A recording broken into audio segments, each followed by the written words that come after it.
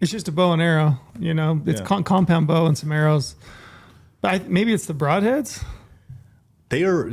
But you can check a knife in a check bag. Yeah. There was definitely some confusion, like asking other people, and then they were like, "Yeah, just checking under sports and rec." I know if you're flying with somebody that is also flying with a gun, it's a shoe-in. Like you're both going, but bow or not. I'm like, there's no gun in there, no handgun, nothing. They're like, well, we're gonna check it anyway. Yeah, that happened when we went to aoudad hunting, right? You just had a bow and I had the rifle, and you got hosed both times. Yeah. Which is because of me. You should have brought your bow in a guitar case. Just find an oversized guitar case that's just shaped like a guitar. Break it down. Yeah, usually it's not a big deal, but if you're flying with somebody with a rifle, you can guarantee they're gonna run it through and check it. I always thought it was funny too. You flew into Canada? Yeah. Air Canada the whole way. Gotcha. I flew into Canada. Yeah, the times I've always flown to Alaska, it's so much easier to fly to Alaska than it is from Alaska to the States. They go through everything with a fine-tooth comb from Alaska to the lower 48. Wait, what? Yeah. No, I think that's the whole opposite for me. But every time I've been to Alaska, it's been that way. All right, so here's I've almost missed all 3 connecting flights from Anchorage to either Vegas or Salt Lake because they went through my case with a fine-tooth comb. It makes no sense. No sense. So here's why I think it's like, I'll debunk that based on my experience when I was up there. So I had to buy a shit ton of fuel canisters up there and a bunch of thermocell little fuel cell things. I'm like, I paid really good money because it's more expensive in Alaska to buy fuel canisters and fuel canisters for the thermocell. Yeah. There's no way I'm keeping them up there. So even though you're not supposed to, and Trail does all the time, he flies with fuel canisters.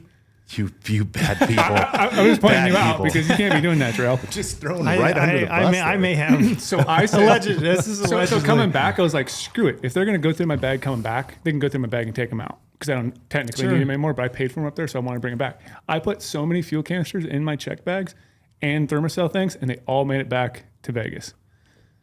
Yeah, it was easy. Yeah.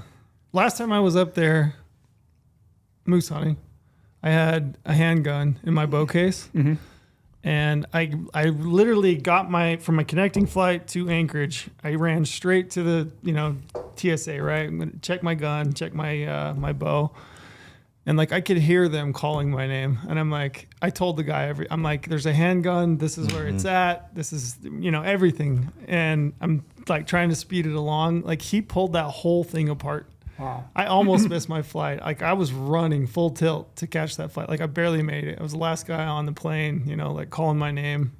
But yeah, I always thought that was weird. I think you're on a TSA checklist, that Trail Chrysler.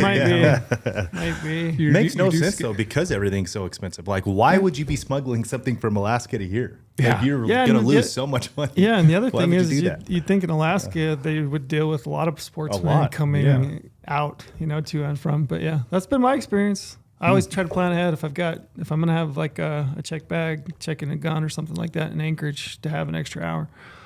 Dang. Yeah. I wouldn't have guessed that. I don't know. Well, welcome back. We haven't been together for a minute. Long time. It's been a hot minute. The boys are back. It's been back in town. An interesting fall thus far, huh? My gosh, one to remember. Keep on rolling, Lorenzo. You got more coming? I'm on. The plane is grounded at the moment.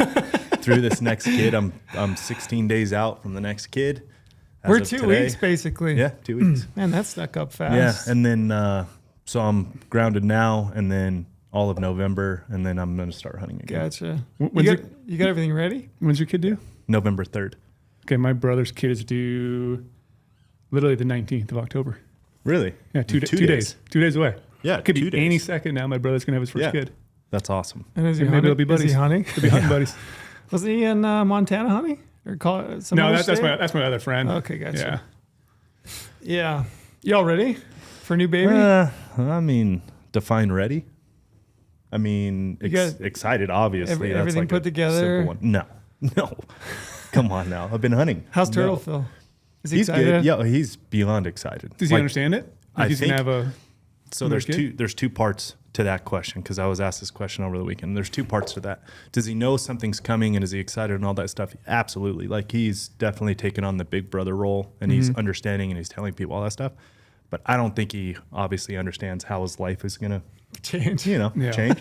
And that'll be the interesting part to see what he takes to. But he's For what it is, he knows something is happening. Big brother turtle. Yeah, big brother turtle. Oh boy, here we go. How old is turtle now? 4, almost 4.5. Oh yeah, gotcha. Oh, that's cool. That's exciting. Yeah. So your wife ready? I bet she's. Oh, she's beyond ready. Yeah. She's beyond ready. I mean, 14 days out, 16, whatever I said, 16 days out. Man, you're so close. So you said there's no other hunts for you? No, I pick it back up in After? December waterfowl. Oh, that's and right. then south of the border. You go waterfowl hunting this year? I'm really trying to. Really? That's why I'm gonna try to fill in some December. You used to love that, right? Spend know. a lot of time waterfowling. Yeah, and it's been a while, so I'm like, what a good year to like pack in a couple weekends since I can't big game hunt anyways. Yeah. You know. Do you remember how fun our hunt? Not to sidetrack us, but It was a lot of fun. that late season hunt trail and I did was so much fun the a couple best, years man. ago. Biggest issue with that It's the was best. just so quick. Yeah, Wish we'd had another couple days to get some more shooting in, and just the whole more of that experience of like setting decoys and the whole That was cold so fun. snow and Yeah. I love hunting in the cold. It's I don't know. It's everyone should do it. Like I genuinely think that because it's so hard to explain until you do it. Just how dynamic everything is. thing I liked about Nature's it was- Arcade. Yeah. Exactly. Yeah, thing I liked is you get up early, really early. You get out, Really and early. it's freezing cold. You set all your decoys. You go through in your hunt, but by like 10 o'clock, you're done. You pull everything down, Yep. head in. You get a hot meal, warm up, shower. Yeah. Hang out. Got a bunch of shooting in. So yeah, that was fun. So everybody loves like the fire pit at deer camp. You know, like having drinks around the fire pit, bullshitting around deer camp. Yeah. That is literally more than half of the day with waterfowl Yeah. hunting. If on a good waterfowl hunt, when you're done by 10 noon, whatever it is. You had some taxidermy done from that hunt. Did you get it back? Yeah. Yeah, you got a blue done? Matt Davis is I believe it's his uncle. Don't quote me fully, Matt. Sorry, but like his uncle do it up in Salt Lake somewhere, Salt Lake Gotcha. Valley. You did Yeah. a blue? I did a blue and then I did a spec. Oh, nice. Yeah, they look gorgeous. I have my house. I don't have a lot of mounts in my house. Almost all of them are at the GOHUNT HQ. That's the way it should be. Are they flying? You got Yeah, 'em, if like- they're flying, yeah, Gotcha. they're gorgeous. I look at them every day, and I'm like, it's in my other living room, like when you walk into the entryway, like just off the kitchen. But they're so cool looking on the wall. You should have mounted one trail. Yeah, I You should've should've. probably. I don't know where to put it though. I just think Hanging from your ceiling, right in the bedroom. I just always thought blues are so gorgeous. They really And then are. to finally get one, it was like I had to mount it. They really are gorgeous. What'd you do with your moose? What? What'd you do with your moose? Oh yeah, I listened to you guys on. That was we had a debate about this. We Yeah. haven't had a chance to follow it up yet because I said if Brady shoots a big moose, which you did, cat's out of the bag, you shot a big moose. Yeah. But we were trying to decide whether you'd end up like ultimately mounting it because Brady loves to mount stuff, or if you would just do like a Euro. All right, so there I was. Literally knife in hand, cutting up some hide. All right, not still. I had kind of made up my mind beforehand, but I started cutting up the hide, started lifting some of those pieces of hide up as I was like quartering and stuff, and I was like, yeah, there's no way we're doing a shoulder mount, bud. No, I turned to Brian and I was like, no way, and he's like, yeah, I'm so glad you said that because there's no way we're carrying it. was it due to weight then? Is that what you're thinking? Yeah. Like I was literally looking at the hide. The hide is like an inch thick. Yeah, it's- like just shy of an inch thick. So like literally just grabbing it when I'm like skinning it and quartering it out, it got so heavy. Like we don't know what the hide weighs. I'm not going to really put a number on it, but it's definitely over 100 pounds. Yeah. Like if you did a full It's a whole nother load. yeah, if you did a full shoulder and then some, because you have to get behind it a little bit, because I like to do crazy turns and all that stuff. So it'd be a lot of hide. So I started looking at it. Like you look at the hind quarter, you have to keep bone in. That's 130, 140 pounds. Front shoulders are 110. All the other meat. The rack was 71 pounds. Then you 71? throw 71 pounds on a TSA scale. Yeah, Holy shit. And that's no hide on it. yeah. That's just skull and antlers. So yeah, just a Euro mount. Is there any part of you that wishes you'd mounted it since I you don't got know. home? We know the answer to that question. I mean, even me, which I don't mount anything, and I skull cap mine. I didn't even Euro it. Yeah. I've had times where I thought, I'll never have probably the opportunity to mount a moose I again. kind of want wished to. I had. But then I look at the price. And it's like I could go on another hunt for that. what is it? What's the I don't price? I think it's what like it- over $2.5 grand, maybe $3 for probably a shoulder? for a big moose? shoulder. Yeah, Yeah, and then they're huge. they're huge. They take up And so you- much wall You space. about to have to cut the antler off, right? Because you can't Yeah. get it through a door. Can't get it through the door. I think they sit off the wall, literally like 4 feet. Just think of that. Yeah, and their It's shoulders are so deep. Well, the actual chest Yeah, like cavity they itself just is take up so super much deep. space. And so it was a big decision too, because we were 5.5 miles from our wall tent. All right. It's not close. We were backpack Definitely hunting for not moose, close. which is probably not smart. But it's where we do what we have to do to find the moose. Yeah.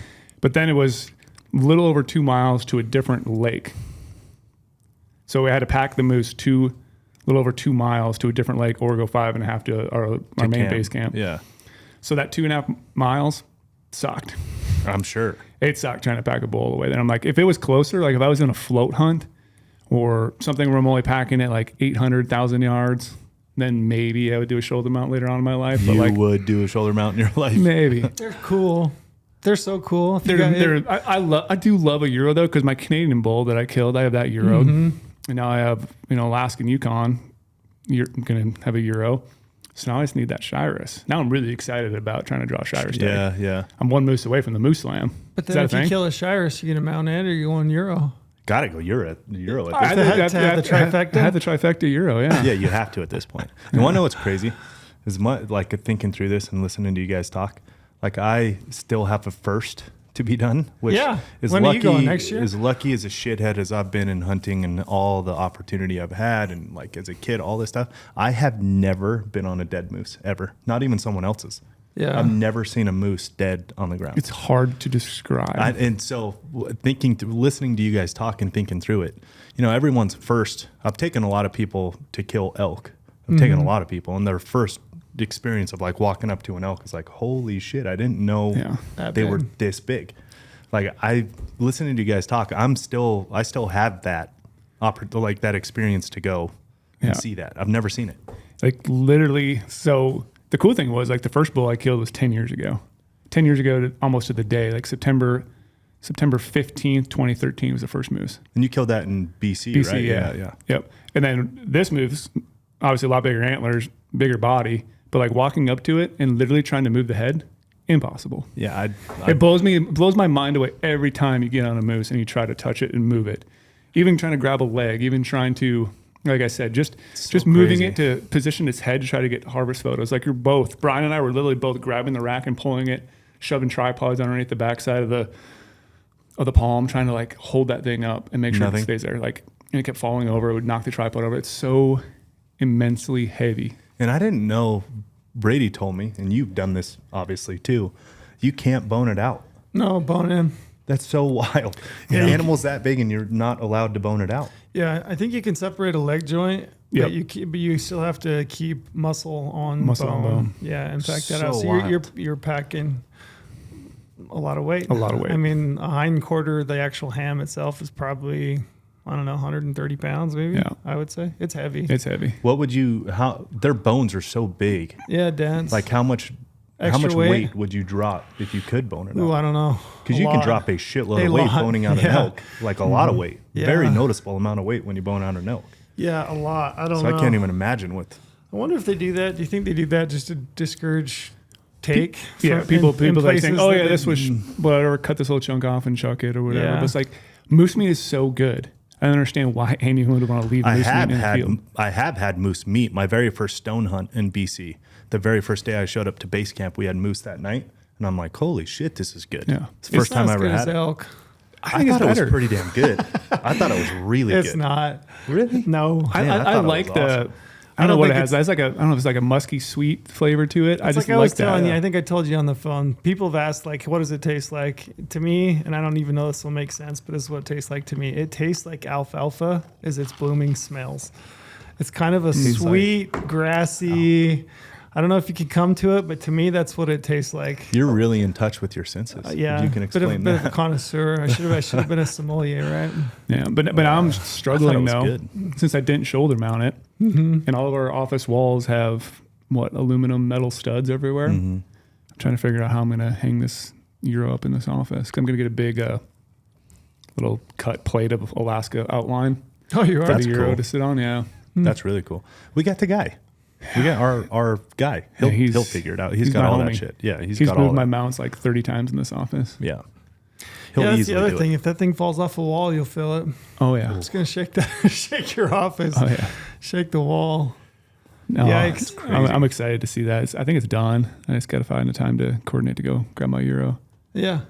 That's cool. How wide is it again? 61 and 3/8. I'm not a math guy. What's 6 feet? 12, 24, 36, 48, 60. It's 5 foot. 5 It's foot 2 5 inches foot, wide. 2 5 inches foot. wide. Yeah, 5 foot wide. So like it's like even in a truck bed. Oh, it literally touches. Yeah, I have a both short sides. box. Yeah, It touches the whole back of my truck. yeah. That's what I was thinking. I was like, even if you had a 6 foot bed, Like to put it That's in a lot. perspective, like you see it in the woods, you're like, damn, that's really big. You like try to lift up the first time, and it's just like you need almost 2 people to grab it all the time. Like it's so heavy, Oh, and then shit. you finally get it out of the woods and into some place. Like we threw it in I got a rental vehicle when I was in Alaska and threw it in the back there. I'm like, this thing just dwarfs the whole truck. It's so amazing. that's awesome. When I shot mine, we shipped it back via air cargo, and it flew back into Salt Lake, and I had to go in and pick it up. And so I got notification that it was there, and I just wrapped it in cardboard. You see, what I'm talking about. You put Saran wrap, the whole deal. saran wrap, cardboard around all the palms. Every point's got to have some sort of hose or something on, or foam. But I mean, it looks like a moose rack sitting there, wrapped up in cardboard. But I remember I rolled in, and there was the guy standing there at the counter, and I said, "Yeah, I need to pick up a package." And he's like, "Well, what is it?" And number. And I was like, "It's a moose. It looks like a moose." And he's like, "Oh shit!" He's like, "We've been waiting to see who's gonna show up and pick this thing up." And like, he's like, "Yeah, just 1 sec." So he goes out and he gets it, and a bunch of guys come over, and he's like, "Would you cut that off? Can we see it?" And I was like, "Yeah, sure." So we took an X-Acto knife and cut all of it off, and those guys That's sat awesome. around They were and- pumped about Yeah, it. they were That's pumped really about it. cool. It was pretty Yeah. cool. Yeah, it's pretty funny. You but killed a big one too, right? Really Yeah. big one. How big was yours? I checked the other day. I remember when I killed it, thinking that we'd measured it at 61. So I measured it again the other day, and it was like 60 and a quarter, something like that. So it's over 60. It's over 60. Yeah, it's giant. Yeah, just over 60. They're just barely. so big when they hit the 60-inch mark. Oh, Yeah. I've never seen it. I've seen them on the hoof while I been gotta up there go. sheep hunting. You better I put, don't- put you said that one on the before. list I know next year. it's on my. I mean, I would be lying if I said I'm not interested in going to shoot. Of course, I want to, right? Like Yeah. I've seen them on the hoof. I want to, but at this stage in my life, like I don't know how I would sacrifice any of these other hunts that I still want to do it for that. you're You giving know up what I mean? September. Yeah, and It's so many days of travel. I'm not willing to give up archery, deer, and rutting elk. I'm just not ready for that yet. Maybe That you- year I went elk hunting and shot a bull, and then I went the last 10 days of September, so you could do it. maybe you should. Oh, you've already shot a maybe I mountain could- caribou. It's doable. I was gonna say you could do a combo like mountain caribou, Yeah. moose hunt, or I something. just I got do lucky one. with Like, that if you're caribou. if you're going to hunt moose, just go hunt moose. Yeah. Because once you kill one, you're Yeah. like, okay, I got a lot of work ahead of me. Yeah, and I want to do it. But Brady it is was- crazy to think how many people I've hunted with too, and I've never seen one on the ground. Never Yeah. even been with somebody moose hunting. Yeah, you got to. Brady, Yeah. would you go again? I think about it quite a bit since I've been back. Since I literally shot a moose in my dreams. It's like I would, in a heartbeat. How soon? Next year? Or No, or I like, was are gonna- you itching like, to get back? Or are you just like, I'm kind of itching to get back, but there's so many other things in the United States that I still want to explore and experience. Like, I still want to do a caribou hunt. I still want to do a Sitka blacktail. I want to do a Columbia blacktail eventually. Yeah. I want to start doing these other cool things. I want to experience, mountain caribou at some point in my life. So it's hard to say I just go back to for moose, but it was such a fun hunt. I loved every second of it. Would you go back? Yeah, but if you'd asked me the year following or even the year after that, like 2-3 years post, I'd have said no, because it was just so much freaking work. Like, Yeah. I mean, we killed 2 bulls, so we packed meat, I think, for the better part of 4 days.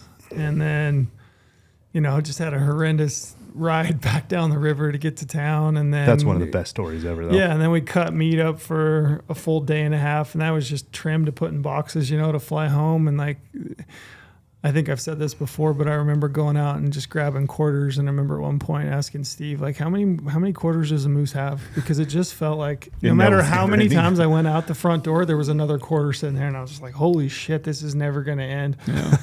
It just felt, and there was, I mean, we had totes like laid out all over, you know, this kitchen, this little place that we'd rented, and they were just all just chock full of meat. It was just a whole kitchen full of totes full of meat everywhere you looked. Just moose meat everywhere you looked. Yeah, because I did enjoy the logistical nightmare that a moose hunt is. Like, you enjoyed it or didn't enjoy it? I did. Oh, really? Even on the hunt, like every single day, it's a logistical nightmare. Like, where do we go? Do we go this far? We saw a moose over there. If we go over there, we can spike camp.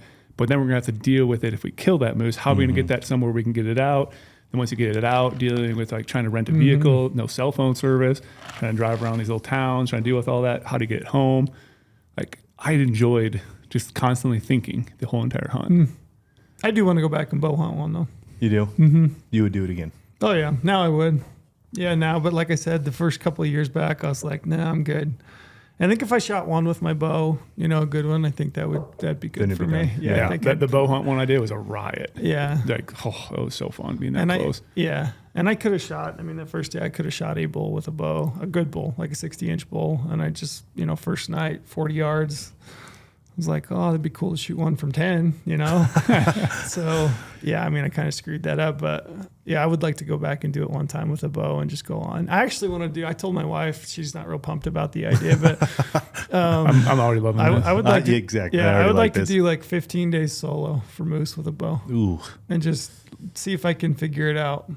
See if Solo? I can, just That's to that be logistical alone. nightmare. Because I will say, even with a buddy out there, you go out there, you know, you get up in the morning, you know, you pop out the front of your tent and you look across the landscape, like you feel tiny, just totally like you don't even, like you're a speck. Yeah. It just, and then I think to be completely alone, I don't know, I kind of want to see what that feels like. Only you, Trail.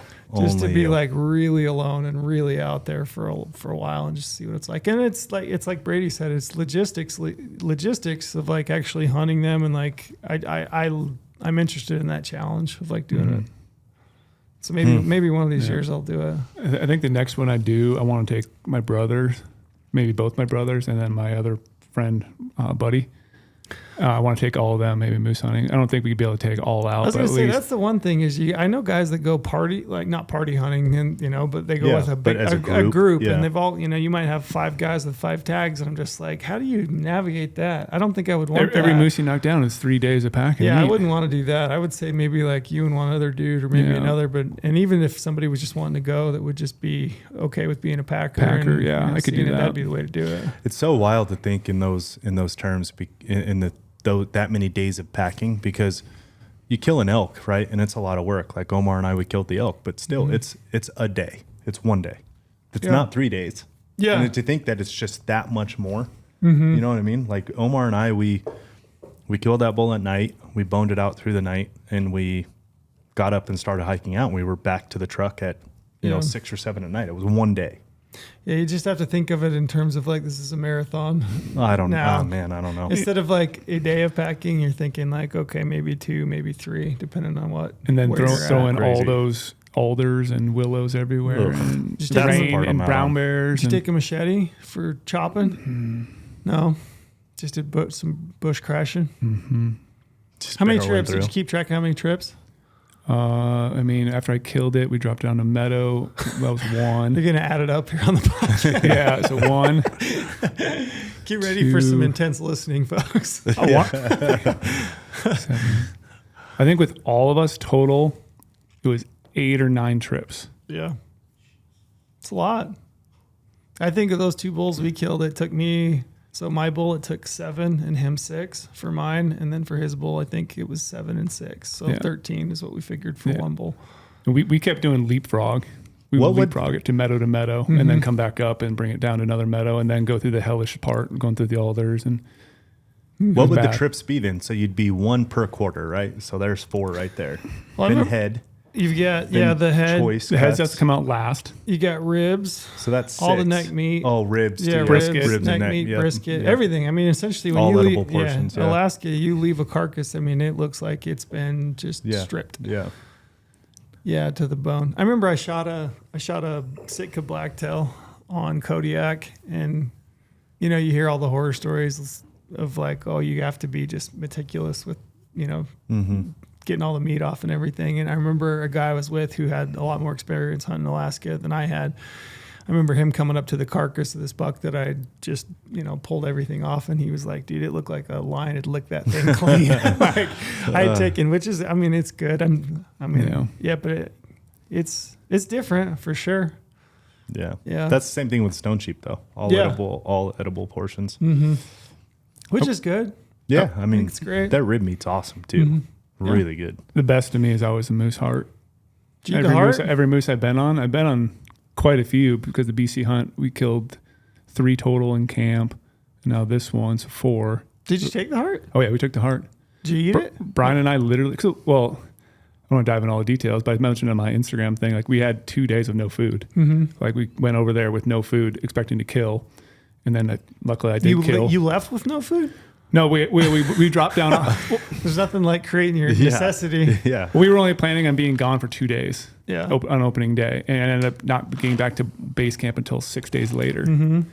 And so the night that I killed was the 7th, and so we had been out there the 5th. The 6th was our full last day of food. So that night before I killed my moose, that was our last bit of food. So the morning we woke up on the 7th, had no food. Mm-hmm. All we had was coffee. And then so that whole day, finally killed my bull middle of the day. That whole afternoon, didn't eat anything while we're cutting up the moose. That night we gorged on You moose. weren't just eating raw moose meat. that whole night we gorged ourselves on moose heart, rendered down moose fat to cook in, and then we were literally just eating moose fat like it's Skittles. Moose fat literally tastes absolutely phenomenal. Come on. No joke. Cody Bohr, what do you think? No, like you guys know me in food. So everyone be like, oh yeah, Brady just thinks food is fuel and not fun, and he'll eat anything in the world. But it's like that moose fat tastes just as good as like a big old beef steak fat. Like you're cutting off that prime rib fat. Like it is. They live phenomenal. in the swamps, man. It's absolutely phenomenal. I hate to call bullshit, but no, dude. So we were rendering down the moose fat, and then eating the little cracklings, and then also having the moose heart cooked in the moose fat. Mm-hmm. So literally for that night, that next morning, it was like 2 days later that Ryan had to go back to our base camp, resupply food for us, and he hauled a bunch of food out for us. But literally for like a day and a half, we just had moose heart. Huh. That was the only food we had was protein, and we had a bunch of berries and stuff like that we'd find. I'm not a big heart eater. I love heart. The only time I ever Every eat animal it, I kill, the only time I ever heart. eat it is when I'm like that. I've eaten it in Alaska a number of times of animals that I've killed, but other than that, I'm not a very. I'm not a big heart It's guy. just like the best. It's a giant chunk of meat. I think people need to. I think people need to not think of it as an organ and think of it as a chunk of meat. Let me ask you, It is a muscle. Do you eat it because you genuinely like the taste of it? I genuinely like the taste. Objectively, I do. I do. Do you genuinely like the taste of it, or do you eat it because of like the nuance of like No, eating a heart? Yeah. I generally like the taste. All right, fair enough. Do you like the taste? No, it's not my favorite. Yeah. It's not so much the taste as it is like a texture. It's got kind of a that's weird how- texture. Again. Same with liver. It's just not I'm not a big fan of liver either. Again, you have to take everything that I say about food with a grain of salt because I'm the guy who will grind backstraps. True. It's true. You grind heart? No, heart steaks. Why would you even ask that, Trail? I mean, I'll grind a backstrap, but I won't grind a heart. By damn. Like, look at a moose heart is literally like You just have to 15 understand inches. how backwards that sounds, right? I know. I mean, I get it. I hear you, but just is different. I can't even believe you'd ask that question, Trail. Yeah, I know. So we get to the real topic at hand. Let's get Let's dive do into promo it. first. You want to do promo? Yeah. I'm going to do promo. Okay, hit us. So right now, through the 29th of October, we have a special promo going on. So if you use the promo code podcast and you sign up for a GOHUNT Insider account, you can actually get 100 points back, Holy gosh, really? which is $100 that you can use towards the purchase of anything you want in the GOHUNT Gear Shop. If you want to sign up for the maps portion of the platform, which is Explorer, you can get 50 points back. So you get 50 states for $50. You get 50 points back. So wait, we're signing up for maps only. It's $50. You're going to give us $50 back. Yeah, that's it. And you get all 50 states Oh. on maps. So it's 50-50-50, some would say. essentially it's a freebie. Dang. Renzo's giving free stuff away. I mean, What a guy. What a guy. Goes up, kills a sheep, comes back. He's like, you know what? Freebies. Mason's still pissed off, but hey, he lives in Boise. He can't hurt me from there. Yeah, that's right. He's got to come all the way Keep here him to in hurt Boise. me. He's a big man. Yeah. I won't do this while he's here. I just do Yeah. this while he's in Boise. So use that promo code podcast. And now's a great time. I mean, I'm already looking Isn't it? It's kind of depressing, to be honest, on how quickly when I get back home, it's like next day usually. Like I get to my computer, I'm back looking at draw odds. Yeah. And I'm looking at points for next year. I have my elk hunt figured out for next year. Yeah, see what I mean? Literally. Isn't that crazy? It's October 17th, and I know exactly my elk hunt for next year. I'm starting. That's how much I've been on. I know. I'm already starting to put together the 2024 application deadline article. I'm getting all that information ready to drop out there for everyone. And then, we have Idaho OTC. That's going to be a big article talking about how to navigate that system. Arizona's coming up on December 1st as well. Like, yep. There's a lot of things you need to start researching for right now. Yep. And you got to do it during the hunting season. Get an account. And there's also still a lot of hunting to be done, which is what we're going to talk a little bit about. We're going to talk, we've got Brady's favorite time of year, late season rifle hunts. You guys all love September, but this is where this is the most exciting time of year right now. Yes, we wanted to do late season hacks, if you will. Talking mule deer, elk, anything else you guys want to potentially hunt late season, survival.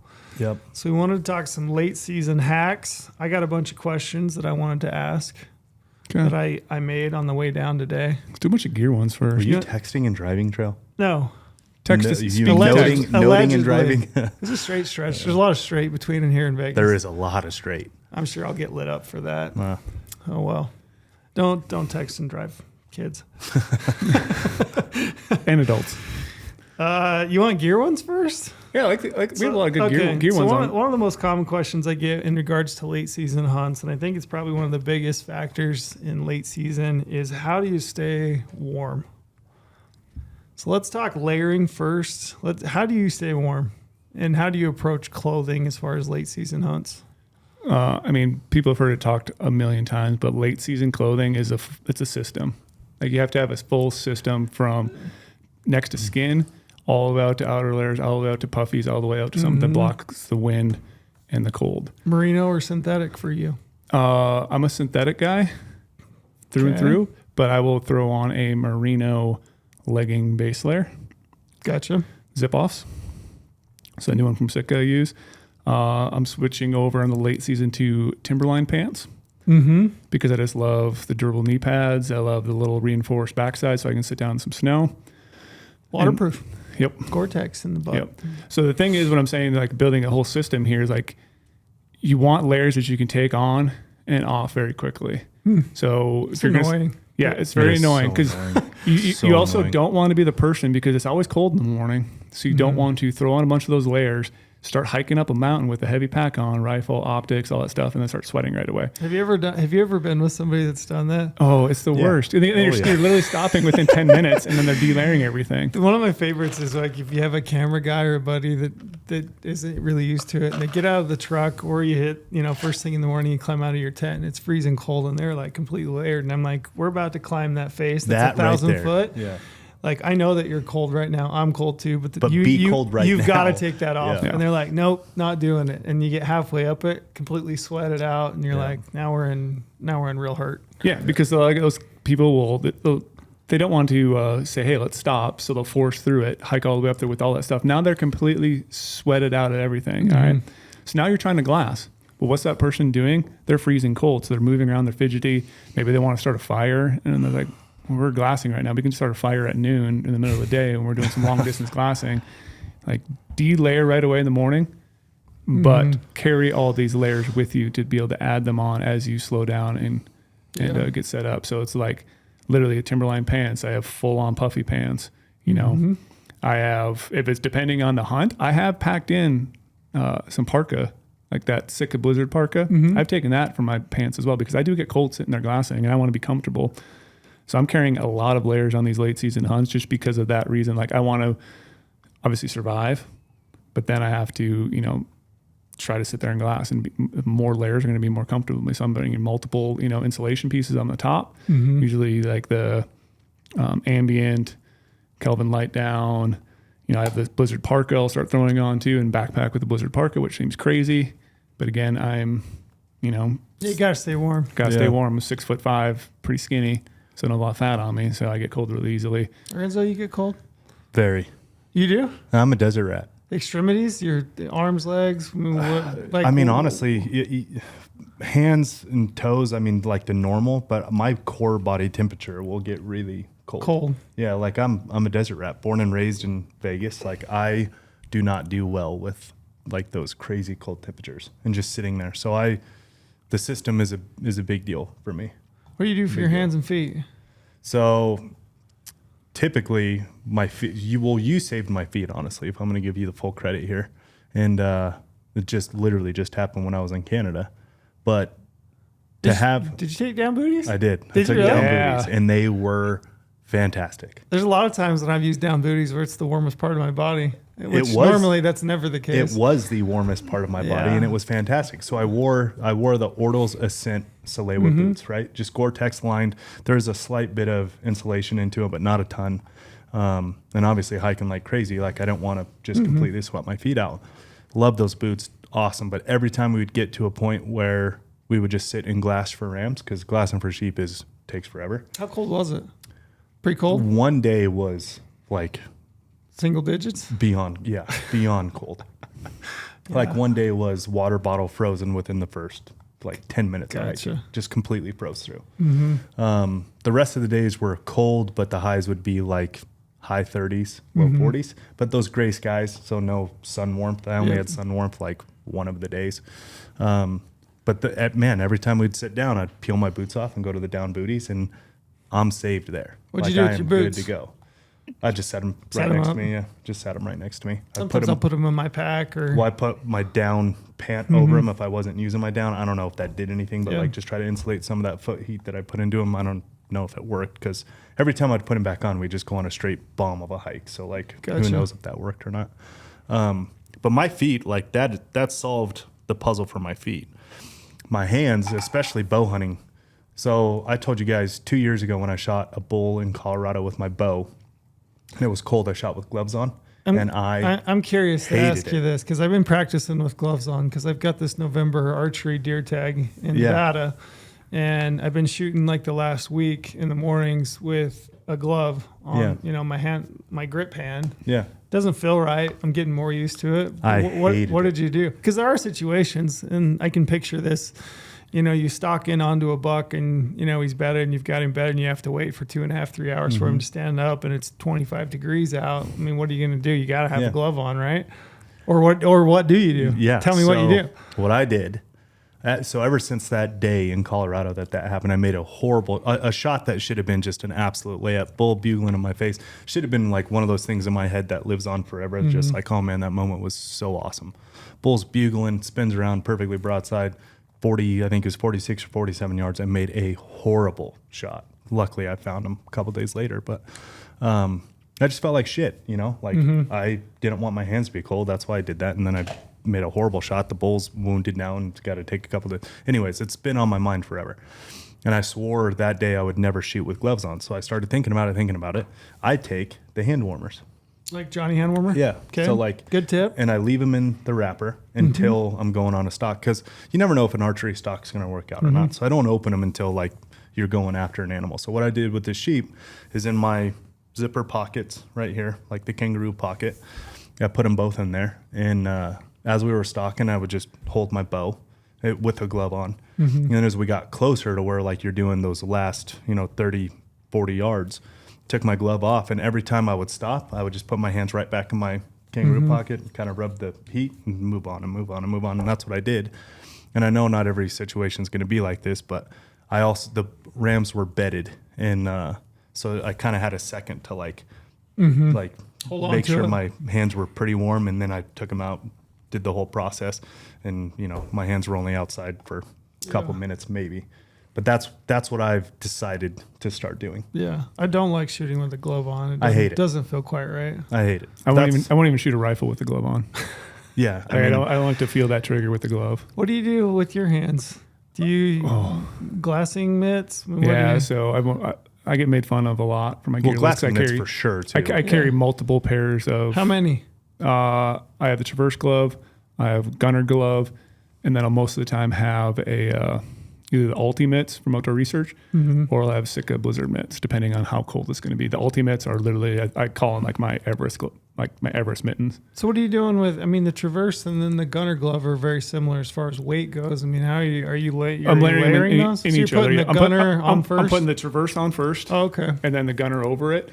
And that actually does get me by a lot if I'm just moving around. But if I'm sitting down glassing, then I kind of get cold, and then I'll swap over to a mitten when I'm glassing. But hiking around, I'm totally fine with pretty much that setup and like doing camp chores. That's why I love the Gunner gloves, because that little leather on the outside. And then just throwing on glassing mitts. Like glassing mitts are literally a lifesaver when you're out there. You need those glassing mitts. And then you can also, I can combo it differently. Like I can have the outer shell, take out the down in the middle, and then maybe add the Traverse glove in there, or keep the down mitt on the inside, put my Traverse inside that.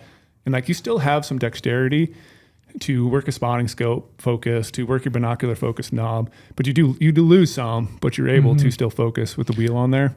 You have a better setup. I use those Outdoor Research down. God, I can't remember what they're called, but holy shit, they are warm. Yeah, the Transcendent. Yeah, if it's a Transcendent, that's what I've so got. warm. And then I go from and that. They're light.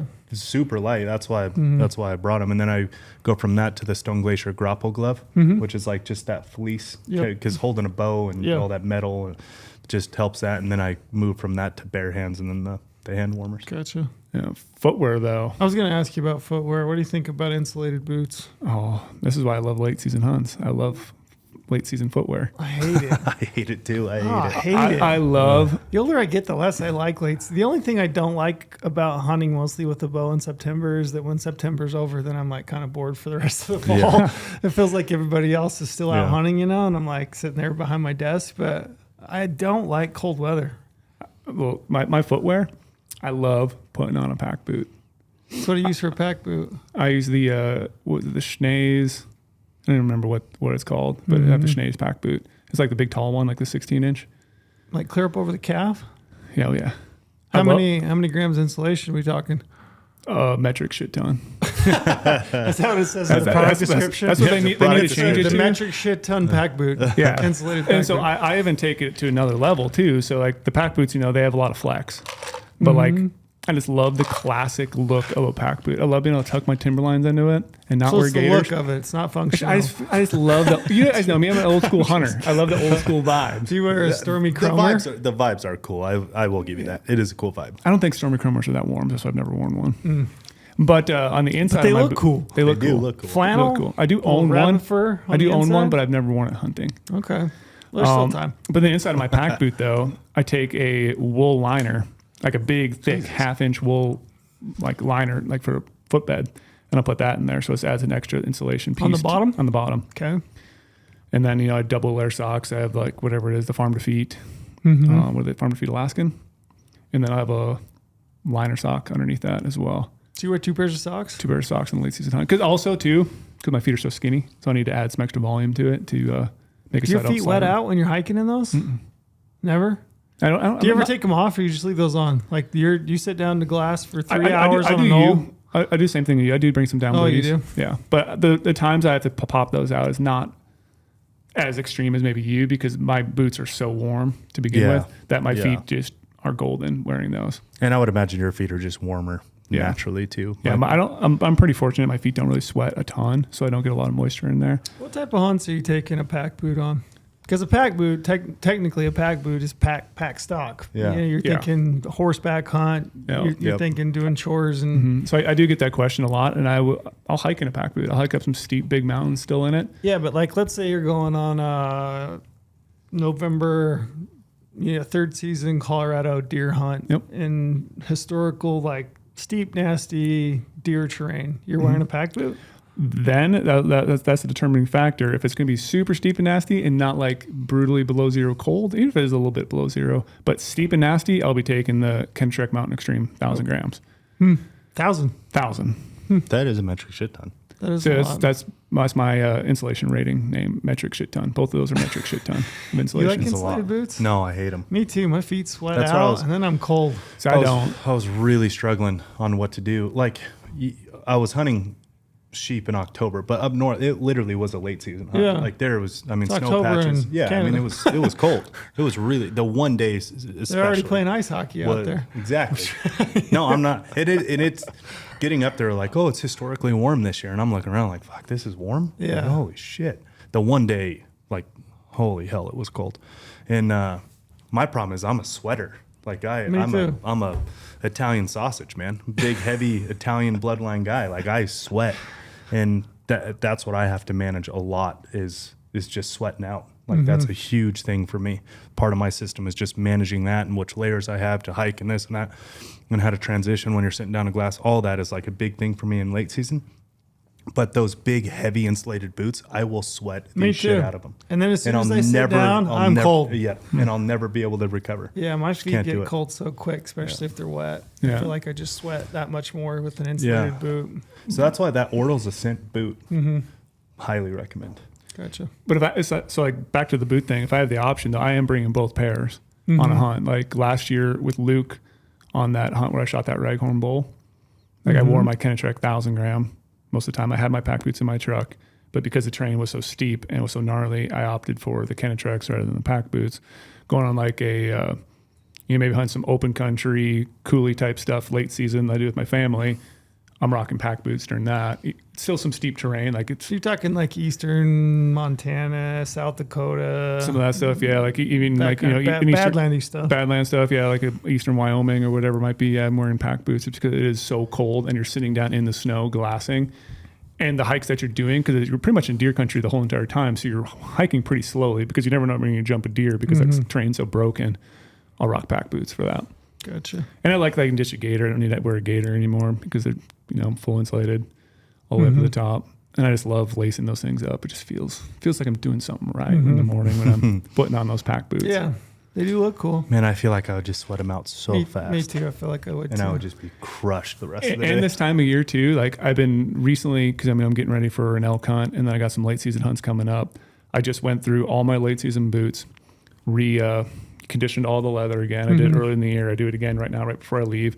And I enjoy sitting there with a little toothbrush and waterproofing my boots, conditioning the leather, watching some TV, watching some need YouTube. some kids or something. That's what. My whole entire house is a man cave. It's kind of nice right now living the single life, being back again doing that. Like it's Oh man, it's kind of fun. my house there's always like a pile of laundry or some dishes to do, or a kid that needs dropped off at soccer practice. So I had no time to scrub boots with a toothbrush, but it sounds My house is just a booby trap of Hot Wheels cars. And So Legos. you better make sure you have something on your feet if you're walking through that house at night. Yeah. It's just a straight booby trap. No walking around with like no glasses on in the morning. Bro, I'm telling you, terrible decision.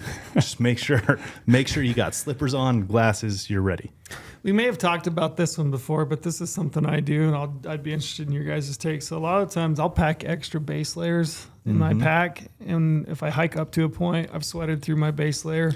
I peel off my wet base layer. I'll throw that over, a limb or something like that in the sun, let it dry out. I'll put on a dry layer and then That's sit down and exactly start what I do. glassing. Yep. You guys do that? Yep, exactly what I do. That's Yeah. part of managing my sweat. Yeah. Because I know if I'm looking, like you said, pointing at 1,000 foot, I will be soaking wet. Me too. Yeah. By the time I hit the Yeah. top, and then if I'm wet, even if I layer up over the top of it, and You're it will fucked. dry out eventually, but like for hours, I'm just cold. Yeah. Yeah.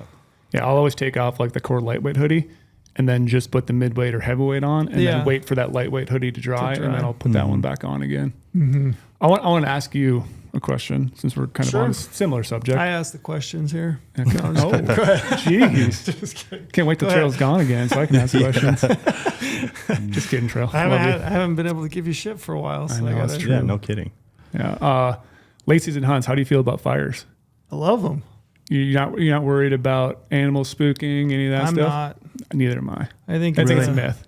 Really? Yeah. I am worried about it. You are? I very rarely do a fire in mid-late season. I started when I was bow hunting. Just in September, I was cold one day, lit one up midday. So late season hunt, you'll build a fire right next to you in glass right there? Yeah, I've done that.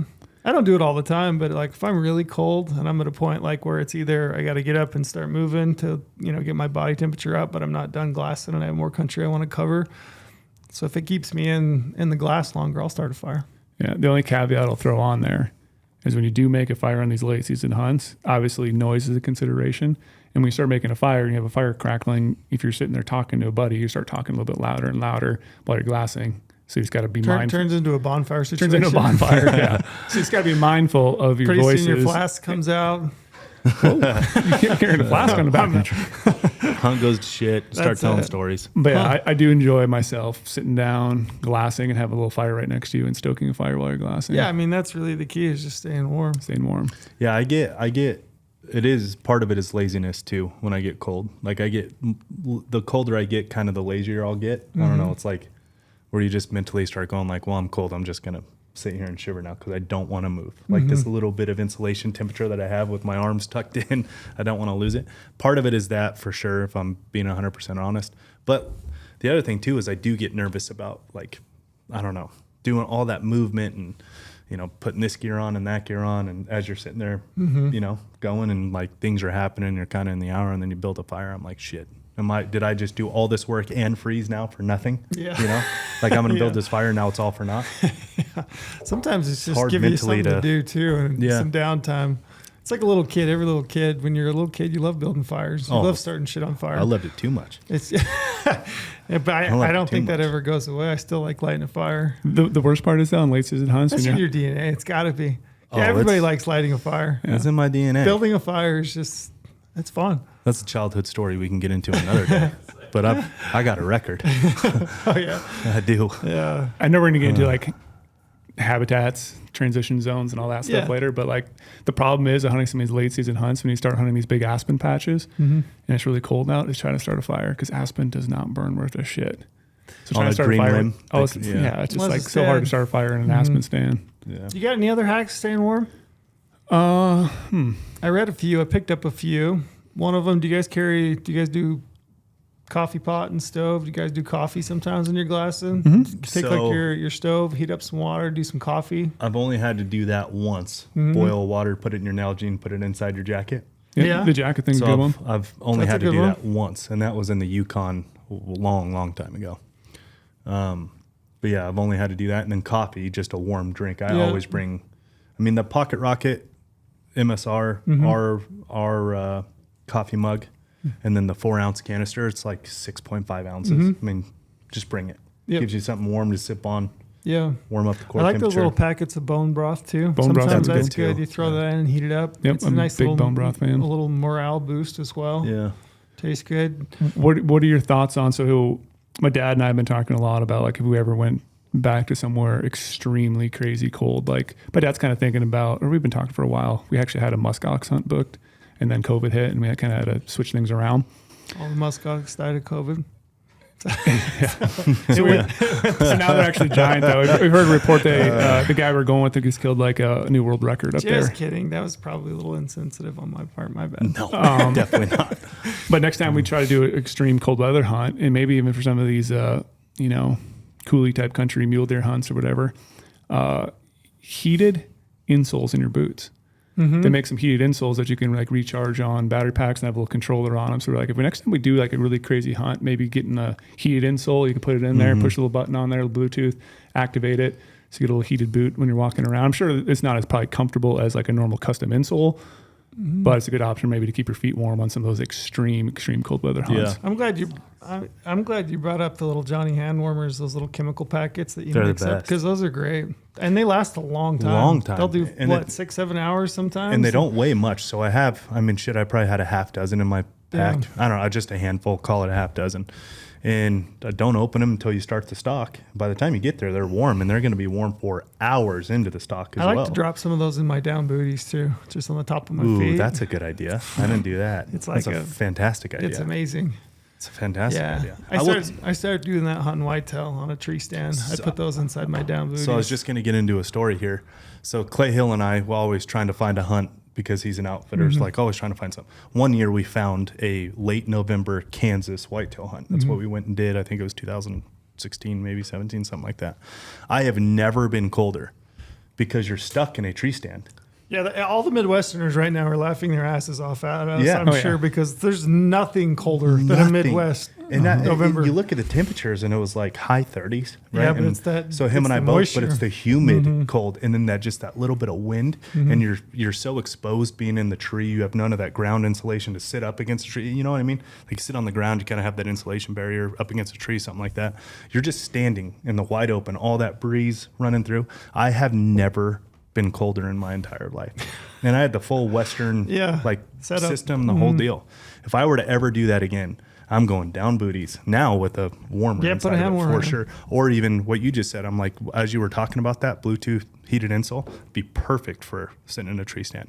Growing up, absolutely perfect. growing up in Minnesota, the little hot hands, little heater things that you're talking about, Yeah. like you basically buy those in like 100 packs. Yeah, Costco. I don't doubt it. Yeah. They do expire, by the way. And know what I just noticed too? We're pulling this up. Well, I go through them too fast. I Yeah, want to they know. have expiration dates on them. Every year I pull 5 or 6 of them out of my little gear thing, and I'm like, oh, great, these expired, so I got to go buy more. But I do use them too they quick. do expire. Do you guys know we now carry those in the Go Hunt Gear Shop? I didn't know that. Yeah. Yeah, I swear I saw them the other day, and while we're talking about this, I pulled it up. Yeah, we actually sell the grabber hand warmers. Yeah. There you go. And they are a lifesaver. They also Legitimately. they make adhesive back ones that you can stick on the top of your socks. Those are kind of nice. Do you ever worry about this taking up too much room in your boot? I do, just because my feet. But in the down booty, I'd have plenty of room. Yeah. The pack Can't- boots I put them on before, but not like on a normal boot. I can't say. That's another tip. I tend to, you lace your boots up tight. You go for a hike. You sit down and like maybe you're going to sit in glass for an hour or so. Just the reduced circulation from lacing your boots tight will make your feet colder. Yeah. So it's always Untie good to untie your boots, loosen your boots up just to add a little bit more circulation to your Yep. feet. That's another little tip. Do you guys do anything? Do you guys one that I hadn't really thought about, but a couple of them that I read when I was thinking about doing this podcast, like eating in the morning. So just getting your metabolism going. I always eat first I thing. never do. I'm the worst at that. Yeah, you mentioned it before we started this podcast. I Yeah. was like, that's a great thought that get the metabolism going, get your body moving, like get everything working in there so your body's internally warm. Yeah, and I think if you're not backpacking, if you have the ability to get up and make like a good breakfast, I could see that really benefiting my overall warmth over a day because it gets your metabolism going. You're starting to digest your internal temperature. It's actually a really good thought. I've never really done it for that. Yeah. But when I hunt, when I'm at home, every day I work out, I'm fasted. Like I just wake up early enough. I don't I'm never eat till hungry after. in the morning. I never eat breakfast. Me hardly either. ever. But when I hunt, I force myself to eat, and that's why I love those green belly bars. Is it's 700 calories immediately, and you can eat it in 2 minutes. And every day I hunt. That's what I do every single morning. I've never done it for that specific purpose, but I could see exactly why that would matter. And you're terrible at eating, so Yeah. maybe you should just try that. Yeah, it would help, I'm sure. The other thing I read is just like the importance of being hydrated and maintaining body temperature. And I'm the worst at drinking water day to day. Like I don't ever drink water. And then, I did for a minute because you guys But you challenged quit. me to. Yeah, I rarely do. I'm so bad at that. And then late season hunts when I just never feel like drinking because Yeah, you never like feel your it. water is You don't so get that cold. sucked out feel. Yeah. You don't get that heat sucked out where you're just constantly Yeah, wanting water. I'm not that thirsty ever Yeah. because it's cold out. Yeah.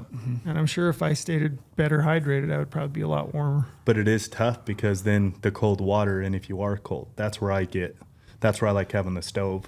Yeah, And warm it boiling up. some coffee, boiling some water, whatever it is, warm it all up. If your Nalgene is frozen like mine Yeah. was that one day. Couple other things we didn't mention. Glassing pad, Oh yeah, pretty pivotal, Huge. necessity. just to keep your butt up off the ground. Huge, Keep yeah. you warm. And you even have one of those ones that you can fold up. In the late season, sometimes you could fold it up and double insulate it, basically. Like, Yeah. Either that or sit the length of your legs, Yeah. Same with keeping your feet up off the ground, I think makes a big difference. And I always tell my kids, I remember, they'll just sit down in the snow and bury their feet in snow. I'm like, clear yourself a little spot. Yeah. Don't get snow on top and on the bottom. Yeah. Let you Don't do just it. bathe yourself, your Yeah. boots in snow and just sit there in the snow. you can put your feet in your backpack. Yeah.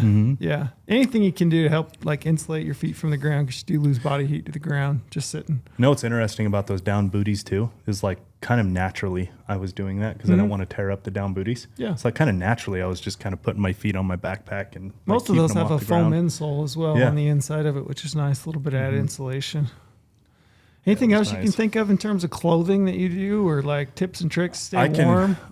I can tell you a new piece that I am absolutely in love with: the M7 jacket from Stone Glacier. Just as a wind cutter. So they get the Chinook winds really bad up north, obviously, right? This time of year specifically, and morning and nights are always cold, and just depending on how hard the Chinooks were blowing is like kind of how warm it would get in the afternoon.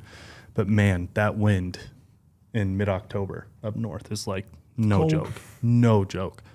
When we're sitting there glassing, so I was really trying to figure out, trying to manage, because I'm bow hunting the whole deal. So I'm really trying to manage core temperature, because, essentially when you're bow hunting, like your immediate thought is, okay, I'm just hiking more, right? Like that's what bow hunting means first and foremost, just hiking more, right? So I'm like really trying to think through my system and all this stuff. So I ended up buying the M7 from Stone Glacier because it's a lined windproof, waterproof rain gear whole piece. And holy shit, do I love that thing. Really? Yeah. Throw on the Grumman jacket and then that over the top. Oh, buddy. Just cut the wind. Oh, buddy. Like, yeah, I think that's a good. I think amazing. Yeah, it was a really good piece of gear for that. I think I did a social clip for Omar here recently where I basically poked some fun at soft shells. I think I said, what is I often get asked what's a soft shell good for, and I think I said something to the effect that it's like really good for going out with your buddies on a Friday night in Bozeman. Showing people you're a hunter on a Friday night. I think that's what soft shells are good for, but they do. A lot of those do have like wind stopper built into them, and that's probably where they do shine the most is bucking the wind. I've worn soft shells in the past. Like I dropped them probably a couple years ago. Do you ever pack one with you? Do you take it with you ever? Not really. Day hunting, I think it's good, maybe. No, but now that this M7 piece, like that is a real piece. A hard shell coupled with some piece. insulation. Yeah, and just to keep that wind off of you, like completely off of you.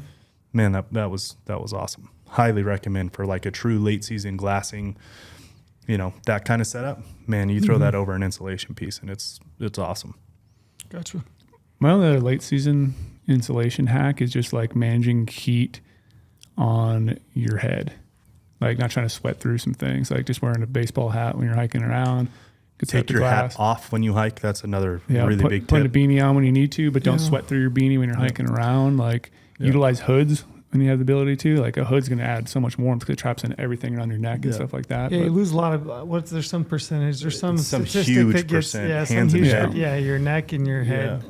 Yeah, the take everything off of your head when you hike. Everything. Just be completely naked head. And then when you get to the top, kind of do your best to dry it off with your arm sleeve or whatever, then put your hat back on and a hood back on. Yeah. But again, this comes down to like moisture management. Like I said, if you're getting up on the glassing knob and you're throwing all the insulation layers on and now you got to go move different glassing point, like we talked about in the morning, you probably want to delayer a lot because we've tried before walking around like a Michelin man with every single piece of insulation layer on and you just start to sweat instantly when you're trying to go from glassing point to glassing point. And it's like you learn over time. You learn your body, so to speak. But like how you said, hike cold. Like the cameraman and people who haven't really done it before that we've seen and haven't.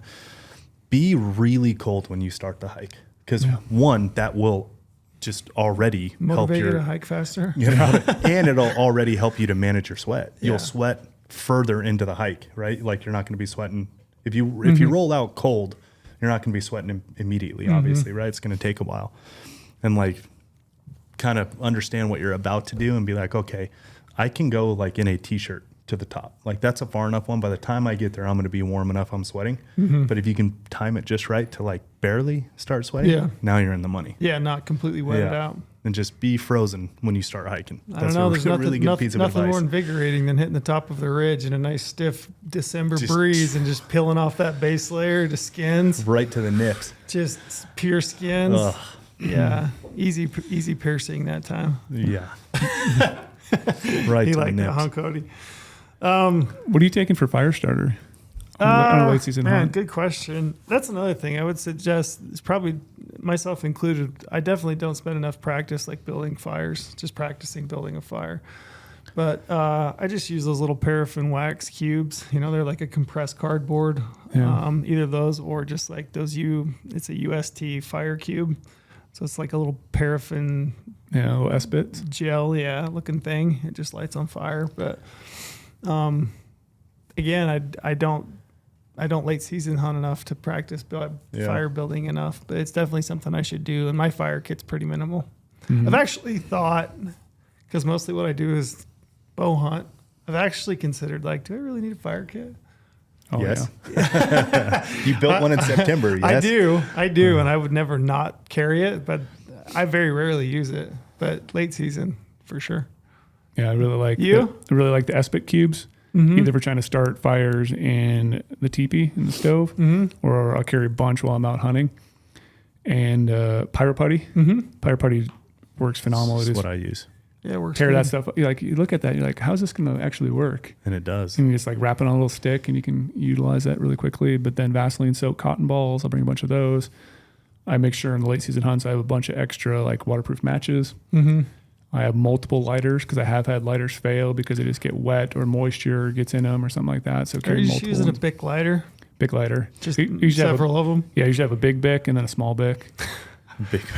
Say that fast. I've always comes say out. that fast 3 times. Have you ever carried in those little plasma lighters? The little like I haven't. Click ones. They always intrigue me, but yeah, I've seen them. They always seem gimmicky. There's a lot of lighters out there that look pretty fancy, but I don't like the idea of having to charge one. I'm not sure I'm sold on that yet. Like I've never had a Bic fail, I don't think. But then again, I can't say that I've used it a shit ton. But I can tell you something I need to do is what you just said piqued me was the waterproof lighters. I need to do that. I don't have those. I just have one big lighter. Matches for sure. Like I always carry them in a little like it's kind of like a little pill canister thing. Like drop a bunch of them in there. I should probably carry those. But I make sure I leave a bunch in my shelter. I think that's a big thing too. Like you could probably talk about shelter stuff later, but like leave a bunch of fireproof stuff or fire starting stuff in your shelter. So when you get back, you have that there. You don't have to dig in your backpack. But then also make sure you carry that with you on the hunt, because you never know when you get into a survival situation on a hunt and you have to start a big fire. Or we do it a lot where we kill a buck in the evening, and literally while we're deboning the meat, we have a giant bonfire and we start fires throughout the day as well. But carry that stuff with you. Don't just leave it at camp, but also leave some of it at camp. So if your buddy has to go back to camp for whatever reason, he can start a fire and you can get back there later. But just logistically trying to plan out how to be safe when you're out there with all that stuff, and make sure your buddy also has backup lighters. Like carry lighters, carry them on you. I carry in the late season hunts. I'll switch over and carry a lighter in my marsupial harness, so that's literally on my body at all times. Guess what Omar did not carry? A lighter, a backup lighter. Day 2 of the hunt, he's like, "Hey, my lighter's out." I'm like, "You didn't get a new one for this hunt? Like he's either out of fuel or out of a lighter, huh?" Yeah. So that guy has fire issues. So I gave him. He does. So I gave debacles. There's got some debacles going on with fire. I gave him my backup lighter, and I said, "Omar, you've got to have a backup lighter. Yeah, like that's just a you got to. You can't not do. I always have 2 lighters, and then like you have got waterproof matches all the time. Yeah. They literally weigh nothing. Well, I don't care how much they weigh. You got to have them. Yeah, you just have to have a backup. And the hard part is too, if you have one of those like stoves for boiling, freeze-dried meals or coffee, and it's a self-igniter. Yeah. The self-igniter is eventually going to fail, and it's probably going to fail in a late-season hunt. And so if you said, "Oh, I don't really need a lighter right now because it ignites by itself," all of a sudden you're clicking, it's not going to light. He didn't even have a self-lighting igniter and still didn't have a backup lighter. And yes, I am throwing him under the bus right now on the podcast without him here to defend himself. Yeah, he has to light his stove. But he took my backup, and I was pissed about that. And I'm like, now I don't have a backup, bro. Now what? He's kicked out of the club. He had a couple Omar-isms on that hunt. Just a couple, though. Not very many, but that was one of them. Couple other one tip I read I thought it was a good idea is a guy mostly hunting from like a base camp, whether it's a wall tent or a hotel room. He says he likes to go out, start his truck, and then lay all of his layers out in the truck and get him nice and warm. And it's then like a warm towel out of the shower. Yeah, gets them all warmed up, and then throws them in his pack and goes with just his base layers. But I thought that was good. Another one I read I thought was kind of interesting. Guy said he likes to glass mostly if he can from a standing position because he feels like his down layers don't get as compressed. But you do have to find a wind block, windshield. And that is one thing I would say. There's a lot of times I've sat up on ridges just in a straight wind and just been frozen to the core to the point where I'm like, okay, I can't do this anymore. And then my buddies maybe, because I'm dumb, he might be 100 yards over in a little windbreak and, he could glass all day. I I really hope Jay Scott or Cody Nelson don't hear this right now. I know.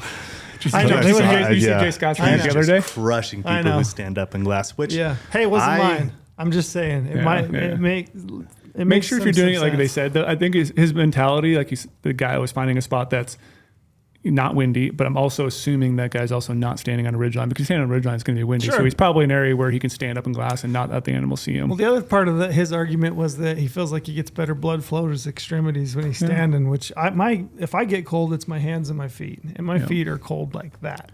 Yeah, and this is one of those things too where, I might stand in glass every now and then. That's when a cameraman turns over and does some video and takes a photo, but it's like that might only be for 5 or 10 minutes, but that's when people pick it up like, oh, why is that guy standing and glassing? But it's like, well, there's probably a reason you're standing and glassing like this to get circulation. I do both. Shake your legs back and forth, like move them around. Yeah. Like there's a method to it, for sure. I do like that. What do you guys do for your trucks? What do you have in your pickup truck for a late season hunt that you don't have for an early season hunt? I wish I had a bigger truck for all the stuff I carry in the late season. What extra do you carry and why? Everything from not just one tow strap, having 2 tow straps because I've had some break before, having extra, C links to attach on different vehicles for towing people out, 4 chains. I used to just have 2 chains. Now I have a full set of 4. 2 chains. Shout out to shout out 2 chains. Shout out 2 chains. Well, making sure you have all the the tensioners on the chains. Make sure you know how to work your chains. Clean your chains every year. Like I just had to repair my chain last year after that. How many people do you think own chains? Oh, I think have never put them on their truck. I think it's very slim. 90%. I think it's probably pretty common. Yeah, because the hardest thing about putting on chains is I can put a chain on anywhere on nice ground, gravel, dry. Yeah. Once you get out there in the elements, that's when you wish you had some practice on how to put a chain on. So buried in mud a little bit, sage laying on all that shit. Yeah. I even take a hijack. Like literally, hijacks are kind of bad because you always have to find a horrible spot to put on your truck. But if I'm literally buried and I have to put it on the side of my truck or on the frame and I'm going to dent up the side of my door, whatever, I need to get that truck jacked up a little bit so I can, maybe shove some logs underneath the tires or branches or stuff like that. Chainsaw. That's have to have a chainsaw. That's a good one. Biggest thing for me, what I learned, it was last year. So I've had a chainsaw forever. My dad got one for Christmas way back in the day. I lived in Minnesota because he lived in a house that was just a wood burning stove in Montana. And so since I've been down here a lot, I've been using it a little bit here and there on hunts, but then I never cleaned it out fully. I never cleaned out the carburetors. I never took it all apart. And so when I was on a hunt last year, I literally drove. This is why the chainsaw is important. I drove up a road. It was snowing. Parked my truck, hunted for 3 days, came back, drove down that road. What was down on the road? I was out in the middle of nowhere. No one had been up this road. There's trees down everywhere. Yeah. I was trying to come up with some other clubs. Couldn't get there quick enough. A warlock. There's deer standing everywhere on the road. It was great. I'm bragging. So I literally had to use my chainsaw. And I'm not talking about trees you can just drive over or grab them and drag them. These are giant 16 inchers. So I use my chainsaw. Yeah, you're not getting out. Not getting out. Yeah. So I take my chainsaw, start trying to start it, and the carb was so gummed up that it wouldn't run full power. So I had to go for a little bit, die, start it up, die. So I had to keep doing that slowly to get that tree out of the way. So I got home, took my chainsaw all apart, completely cleaned the whole thing, and now it runs brand new. Jumper cables, extra. Absolutely. Yeah, battery, little charger. Yep. So I have one of those battery packs. It's basically a jump kit. Yep. So I can use that to, if my truck dies, I can do it. Obviously, jumper cables for another vehicle. I also carry a little, kind of like a little mini air compressor thing that you plug into your pickup truck on the cigarette lighter. So if one of my tires goes low, I can inflate the tire. If I have a total blowout, I have a patch kit as well. And then that little air compressor will pump that tire up, or use it on some quads. And I've patched a lot of 4-wheeler tires on the mountains. I patched truck tires on the mountains. Extra gas on some of these more remote hunts in the late season hunt. You carry at least 2 cans, sometimes 3, maybe even best 4. Fire starter. One of the best fire starters. Yeah, good point. It's another good reason to have That's that true. at the truck. Yeah, and make sure. Sometimes I even start to carry an old school Carhartt jacket. On a late season hunt, throw it in that same. I have a box because, my hunting clothes will be just fine, but I don't want to crawl underneath my truck in the snow, get all my hunting gear soaked. So I'll throw on a Carhartt jacket. If I have to go underneath there and put chains on, to be able to just dive underneath there. You even have some coveralls I'll bring. That's a good point. And then make sure you have not just like leather work gloves, but I have some leather like insulated work gloves. So when I'm putting chains on, because like you're touching bare metal, and usually it happens like late at night when you're putting chains on. It's windy, it's snowing. So like make sure you have just a lot of extra things. Hatchet, I carry a hatchet. I carry some hand saws as well in case the chainsaw, like I said, does not work. I have a big long handsaw I can use. I'm not talking about one of those mini like 8-inch handsaws. No, I'm talking like a 16-inch handsaw, like foldable handsaw. Quilt. Trying to think I always what else. carry a quilt. I always have a down quilt in my truck just in Oh case. yeah, that's a good thing. I remember one time I got drenched, just absolutely soaked to the bone on a hunt, and I got back to the trailhead, stripped off everything, jumped in the front seat, fired up the heater, and let it run. Just threw that down quilt over the top of me and kicked my seat back and slept for 3 or 4 hours. But it was nice to have just a down quilt just to huddle up under, just so it was cold and wet. I'm not sure. Maybe you can help me out here if you've taken your diesel anywhere. But like back in the day when I was in Montana, I had an old F350. It was a 99 F350. It was the beast of a truck.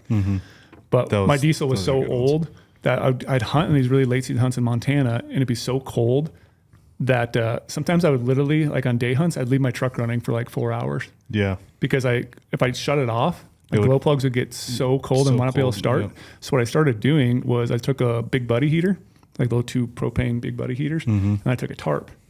So if I was hunting all really day for smart, multiple actually. days and I got back to my truck and all of a sudden my truck would not start because it'd be so cold, I'd take that big buddy heater, put the tarp over in front of my engine, heat a bunch of stuff, obviously being careful not to like, blow your Light truck them on up fire. or something like that. But like heat up the whole front starting area of the engine, the block, so I can actually get my truck going.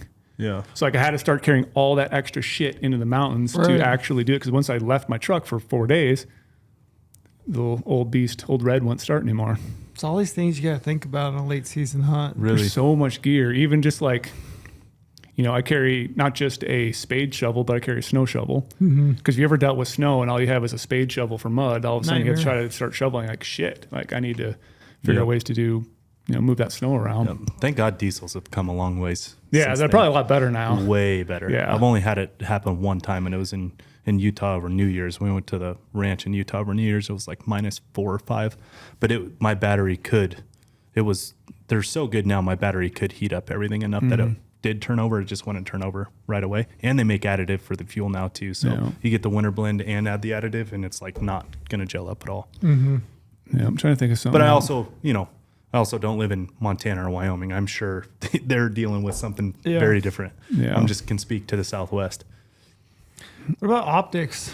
What are you using late season? I think kind of the name of the game for late season hunting is optics, right? So that's your main method. Spot and stock. Any considerations for optics, fog, anything like that? Do you do any like the little fog treatments that they... I wouldn't say I do anything specifically for fog. I'd still carry, like little Zeiss lens wipes, lens pen, a little like poof bottle, a little grenade looking thing that pushes air out to clean everything off. But you ever had any issues with your scope, anything like that? Freezing, not that I can recall. Barrel topper? What are you gun?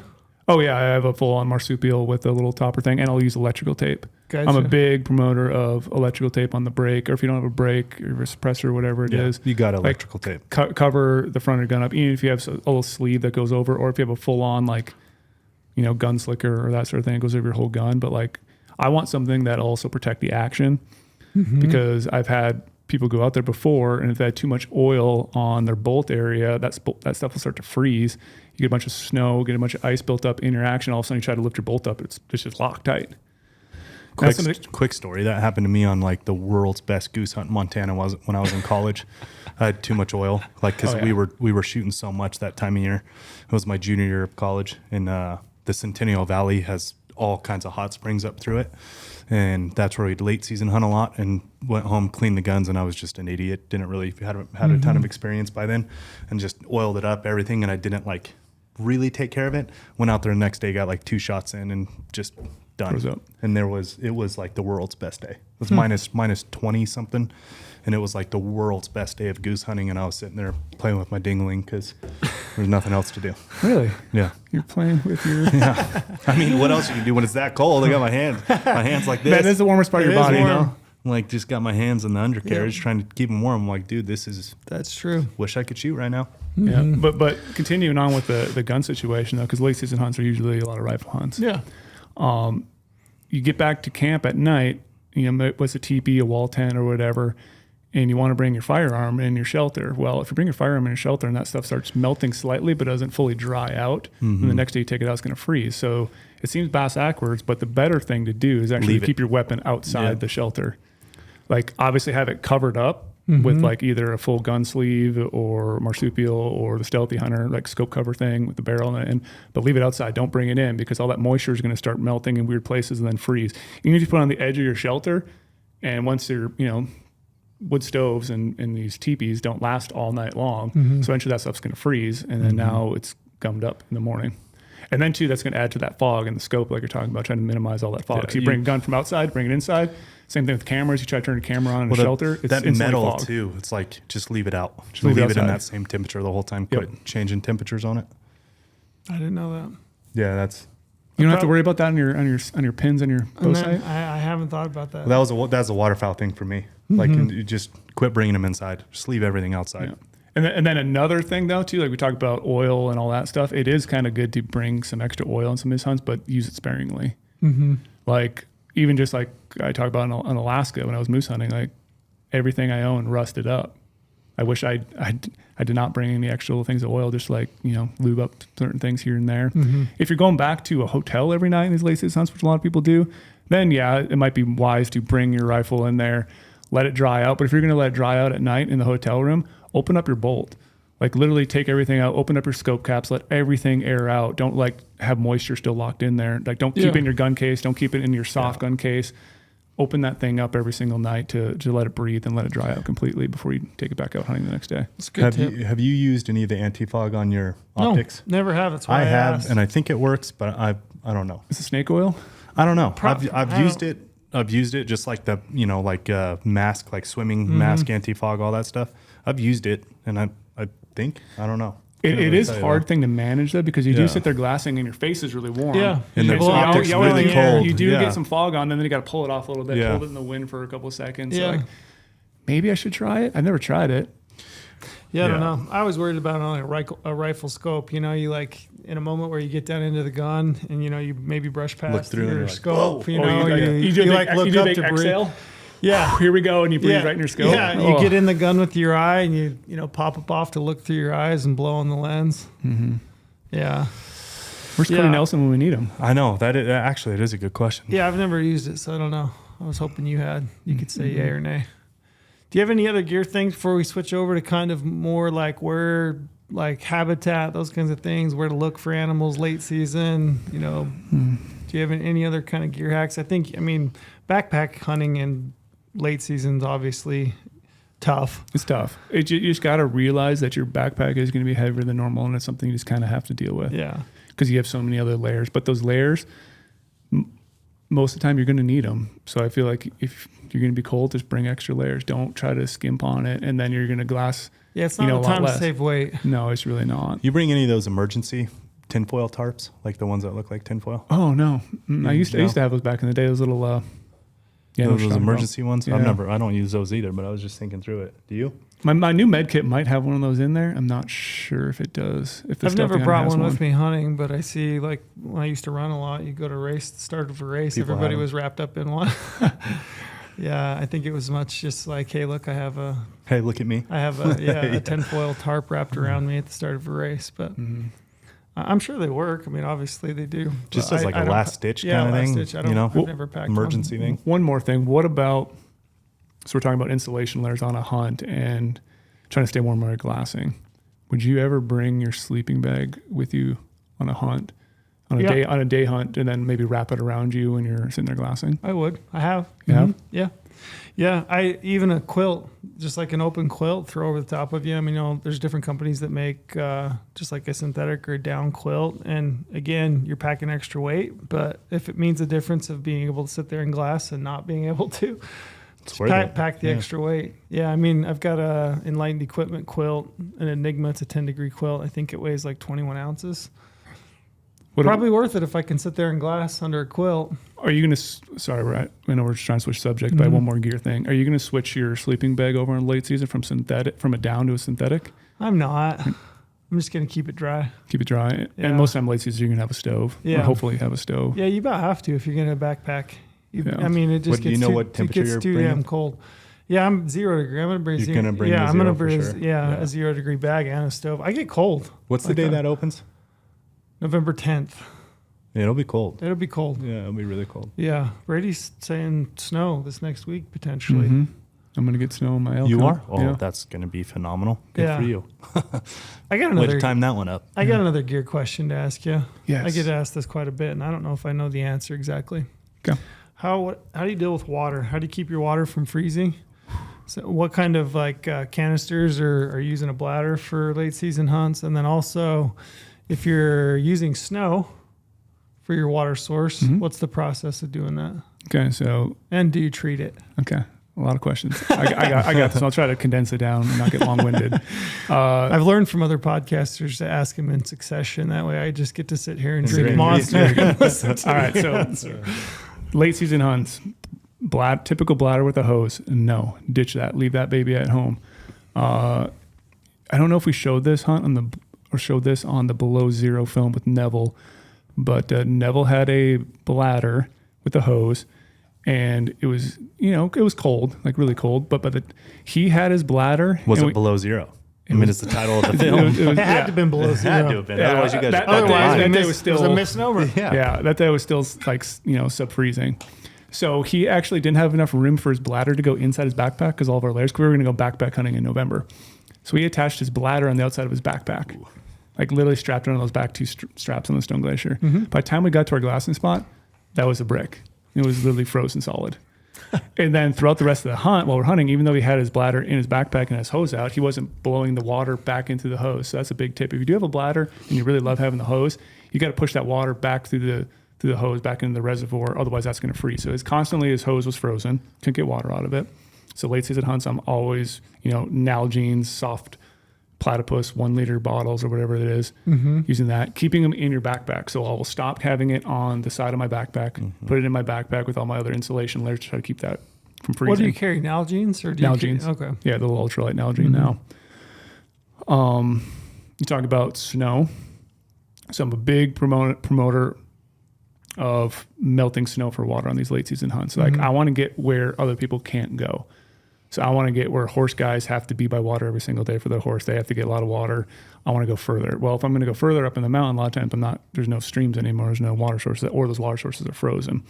So I'm going to rely on melting snow every single night. So that's where it comes down to every night doing my chores, getting wood for the fire, getting a bunch of snow. And depending on the snow quality, can make it easier or harder to get water. Like if you have a bunch of powder snow, that powder snow does not have a lot of water content in it. So if you take a full whatever jet boil thing full of snow, set it on my teepee stove, let that thing melt all the way down, I'm only having an inch of water down there. Where if you have, higher moisture content snow, like a bunch of slushy snow, that's a lot of water in there. So you start to boil that down, you're going to have a lot more water. So then I'll instantly boil water down or boil snow down into water, and then I'll add some more snow on top of it so it melts really quickly. Are you boiling this on the top of your wood stove? Top of my wood stove, yep. Yeah. And I'm just trying to really melt it for the most part. And then I'll have another Nalgene next to me just full of snow. This is where the Nalgenes come into play. I'll take that hot water, dump it in that other Nalgene with snow and start shaking it up, try to add more water content, and redo that process multiple times until I get some water built up. And then I'll usually have a 6 liter MSR Drome Light water reservoir there. And I'll start filling that up. And then there's a whole point about, do I purify it? No, I do not. No drops, nothing. No drops. Your water is not going to taste like glacier-fed stream water. It's going to taste like pine needles. It's going to get that little extra vitamins in there because of all the pine needles. Is there any danger in I not purifying I water don't know if I've looked derived into it from enough, snow? but I don't think so. Like the whole point of me using it on the wood stove, you'd be like, oh yeah, why don't you just use your your jet boil or your pocket rocket? But I don't want to burn fuel canisters too. Yeah. So that's really why I'm doing it like that. But like every night it's a struggle to do because you have to get that thing Africa hot to try to melt a bunch of snow. Yeah. And so literally the whole night you're just melting Late snow, season's going a lot of outside. work, man. Yeah. You can't just go to bed. No, you're staying Little up late. biggie. But the, Little- No. Go to bed. but the nice thing is like This it's is dark so disaster. early, so you do have a lot of time to do this, but you do have to think it out every single day. Like, do I have enough water? Did I melt enough snow last night? If I went to bed early because I was tired, well, now the next day you're not going to have water. And what's going to happen if you don't have water? You're going to be dehydrated the whole day that we're talking about. Like you and I don't drink enough water on the hunts. And that's where, that nice cup of bone broth is going to be real great in the middle of the day. But if you don't have water to do it, you kind of hose. But Gotcha. yeah, and then just during the night too, I'll keep my water bottles either in my backpack and not let them sit out, because if I let it sit out next to the edge of my teepee, well, I'm going to wake up and it's probably going to be frozen. The other trick I talked about before, flip your Nalgene's upside down so the frozen part's at the top and not at the part where you drink when you open it up. That's a good tip. And then even in the middle of the day when you're hiking around, like keep that Nalgene, like I said, in your backpack near your insulation layers. Do you ever put it in your sleeping bag at night? Yep. Like at the bottom by your feet? Not a lot, but if I do have, if it is really warm and I want to add some warmth, I'll get one raging hot and throw in an Nalgene and then toss in my sleeping bag. But another consideration though too, if you're on a late season hunt and you do have access to a bunch of water in your camp and you're using filters, you don't want those filters to freeze. So that's where at night I'm literally taking those water filter, whether it's a SteriPen, whether it's an MSR filter, whether it's a little platypus filter. SteriPen, you're okay. You're talking when you get into like the micro filters. But no, SteriPen though too, that battery will drain, and Sure. they don't work very well when it's cold. Sure. I found out, so you do have to heat it up. But I will keep all my water filtration stuff in my sleeping bag at night while I'm sleeping. Yeah, I know firsthand that like your little filters that like a gravity fed filter that's got the little micro, like if you open the thing up and you look into it and it just looks like a bunch of little straws essentially, like Yep. those freeze solid. They're they're useless. And then you can't do anything. Late when it Yeah. freezes. Yeah. Yeah. So yeah, at that point you got to have something else like a SteriPen or drops or something like that. And then even when I've done like day hunts from a truck with my family and we have a bunch of water in the vehicle or I have a water jug, I'll put that water jug obviously in the cab of the truck somewhere, and then I'll try to throw a bunch of extra layers over top of it, because if you've gotten back before and your truck's whatever and the negatives are below freezing, and all that water in your truck will freeze up. So like throw a bunch of layers on top of it so the water, when you get back, you can take a nice swig of really cold water. But you ever throw a sled in your truck just for hauling meat out? no, that was one of the questions I was looking Or at fun. recently. For sledding or some tobogganing? Wouldn't that be a great way to break up the day, huh? Oh, we're not going to Yeah, glass today. Let's go midday. sledding. Like, hey, Luke, we're going sledding. We're going sledding. No, but that was one question that some guys like, why didn't you guys bring a sled on your elk hunt last year? It's like, yeah, that's a great question. I Because don't we know didn't why. want to go sledding. But that would be great. Because I'm not 12. Have you ever sledded anything out? No, I don't think so. Yeah. I probably should. I've pulled some animals out with, because you can. I watched one time. I remember this guy. It was when I was going to Utah State. He'll remember this. So shout out Clint Sampson if you're listening. He's a conservation officer for the DWR. Hopefully, you won't mind me telling. But he shot this cow elk on a late season hunt and had a bunch of snow there on the face above Logan. And for whatever reason, he wanted to haul that thing out whole. And so we strapped some paracord to it. And we started dragging, and it was fine because it was pretty snow, and we were making pretty good progress. And I remember one time she got kind of hung up in some rocks, and he went to pulling real hard and broke the cord, and he went flying. It looked like he'd been shot out of a cannon. Like I thought he was going to die. Yeah, just rolling down the hill. And then he was like, okay, let's quarter it. So we quartered and packed it out. That's awesome. Yeah. I also had some people ask before about, like, do I ever take snowshoes on a late season hunt? Oh, yeah, I have. I've snowshoed cow elk out before. The late season cow, I was going to bring up. When I lived in Montana, we did some snowshoe stuff on the really late November stuff in the mountains. But for the most part on these, hunts I've done recently, I haven't taken snowshoes. I really want to do like a ski hunt, like cross country ski, and I think that'd be pretty baller. I shot a That'd be cow cool. one time. It was negative 18 when I left the truck in the morning. It was so cold. I've got a Honda Rubicon, automatic, and the gear wouldn't shift, and I could just go fast enough. But I got up to a point where I started hiking and I shot this cow. But yeah, we used packed snowshoes and packed her out in snowshoes on with a cow. It's too late for me. Yeah. That's waterfowl hunting It was at that miserable. point. I remember that day. In fact, I shot her. She died out on the south facing slope, and I remember the sun came up, and I'm taking care of her, and she's kind of out in the sun. And I remember thinking like, holy smokes, it's so warm. And I was peeling layers off. And I think it was like a high of like 21 that day. So, I mean, it was still cold and it felt warm, but it started out, I remember being like, cold. Yeah, negative 18. Yeah. That's a waterfowl day. Yeah, it was cold. Cold. Find a hot spring. Should we talk about like where to find some animals before we're done here? In the mountains. In the mountains? That's where you find them. What are you looking for in a late season? I don't know. I find think animals? in town, late season. That's Just right true. around town. Golf courses? Seen a lot of big deer around No town. kidding, right? Dude, Cemeteries it's is a crazy. great spot. What's up with that? Especially late season. Just go hunting around town, you know? Lorenzo, what are you looking for late season elk? We'll Elk? say elk. Yeah, we'll use you for elk. Nastiest spot possible.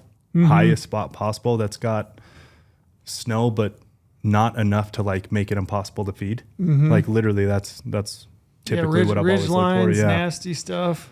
Is it just why as gross as it looks? I don't, So for somebody that hasn't hunted a whole bunch, like Yeah. what are you looking for late season? We'll say October, November timeframe. so when they're pulling off the cows and they're going back to being bachelor group of bulls, a lot of if you've had the chance to scout summer, like early summer, a lot of the times they'll be kind of back in that same spot from early summer, that same home range, at least what I've found in Nevada, Utah.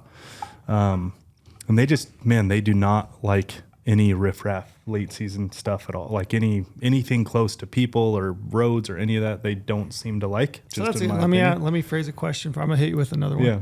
This kind of lead into that. So in terms of bedding, Yeah.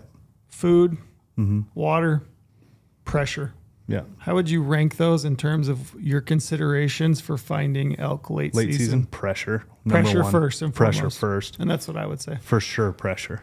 Yeah. I mean, just thinking about so in the last 5 years, I've done 2 late season elk hunts, and after those 2, I swore to never hunt them again unless they're in the rut. We'll just put it that way. Those are the Lorenzo's types. becoming a diehard bow hunter, and I'm here for it. We can get into this later because it can be topic of conversation on another podcast. Yeah. But it is a topic I want to talk about. But anyways, there were those type of late season hunts where I said I'm not doing this again. Like this is fucking crazy, and pressure for one. That was the first and foremost consideration. absolute. And it was just so plain as day. Like, okay, these can get day hunt pressure. There's no bulls here, 0. And you start looking in places where it's like, man, you're gonna have to overnight to get there. Or you're gonna do this or that. Bulls, like there they are, you know. And they're easy to glass late season, which is fun. But man, topper ridge lines, the amount of snow, like optically, just because there's snow, it doesn't mean anything. Like until you can glass it and see like how much snow is up there, if they can feed through the snow, they're still going to be there. And I haven't really noticed.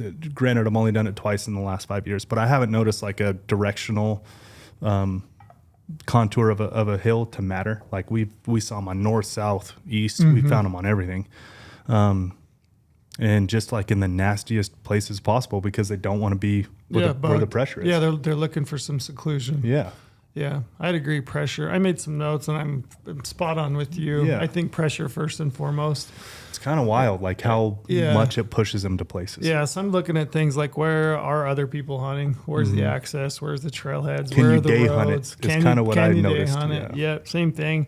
I like to look. I think cliff bases. So seems like that's a good bases one. of cliffs. Same as ridge lines. I like ridge lines. That's a good cliff faces. That's a really good one. Yeah, Just cliff looking faces. back. Yep, tiny pockets where you got some lush feed, kind of tucked away, and some nasty. If you've got beetle kill blown down, the nastier the better. It seems like they just where people aren't, right? Private land. I know that you and I have been on hunts before where a patient person that was willing to use maps and sit and cruise private land boundaries that are adjacent to public. Yeah. Probably get a crack at an elk that may move across some private to I public. wish I had that kind of patience. Yeah, but it's worth considering for sure. Definitely, no question. Because they're looking for seclusion. I mean, there's a lot of seclusion on private land. How many days would you give to that? Depends on what kind of sign I was seeing. Yeah. I mean, if I was seeing elk and I was kind of, looking at a map and I was seeing some transition from a private piece into like a good feeding area or from, a bedding area, I might give it all that it takes, because eventually you'll catch those elk on the right side of the fence. Yeah. I would agree. Yeah. I think The it's cliff band, worth that was looking back on those last ridge 2 cliff lines. bands those were kind of a hot spot. Yeah, and I've seen elk a number of times on late season hunts on a north facing slope in the thickest timber patch you can imagine, just bedded in the snow. That's what I was saying. Like I haven't really noticed like a directional preference of a way a mountain's changing. We found them on everything. Yeah, I mean, like you think traditionally south slopes because it bears off and you get those windswept ridges and they hit the sunshine, but it's got to have a lot of snow to push elk pretty exclusively to south facing slopes. Yeah, it's got to be a lot of snow. The most recent one, the 2 year ago late season elk hunt, there was a bull feeding in chest deep snow. Like his legs were, I mean, it was pretty well up to his belly, like his brisket, and he was feeding through that. And why I'm not late season elk hunting ever again. Brady, anything you can draw from your elk hunt last year? I think it's all spot on. I said elk hunt. Yeah, there we go. He's a big elk hunter. Your elk hunt last year? It was a deer hunt. I think it was an elk hunt. It was a straight elk hunt. It was an elk hunt. So anything you noticed from your elk hunt? No, I would be spot on in agreement. Pressure is number one thing I've noticed on late season hunts for an elk, because every hunter we ran into on that place I hunted last year had said they hadn't been seeing elk. We were in elk every single day. And why was that? Well, Luke and I were willing to go places that other people weren't willing to go. Yep. We got out away from the trails. We got out away. I started noticing where the horse camp's at. And I could literally glass up places in the snow where they would take their horses every single day. So I could see their horse tracks where they were going. We went the opposite way. We just went deeper and further in. And then, like you guys said, they were in the nastiest places. Yeah, I think you said it the best. The nastier, the better. Like that is what it is on the late season elk hunt. Those chutes that are between timber, big timber pockets that are just rocky and rough. I think beetle kill, burn, anything that's got some jack straw, just any kind of nasty stuff that nobody wants to go into. Yeah, a big bull wants seclusion. I think if you're looking at it and say, yeah, I could day hunt that, like I could go in and out same day, don't hunt there. Go somewhere further. Go somewhere further. Because that's what everyone else is doing too. Do you glass for tracks ever?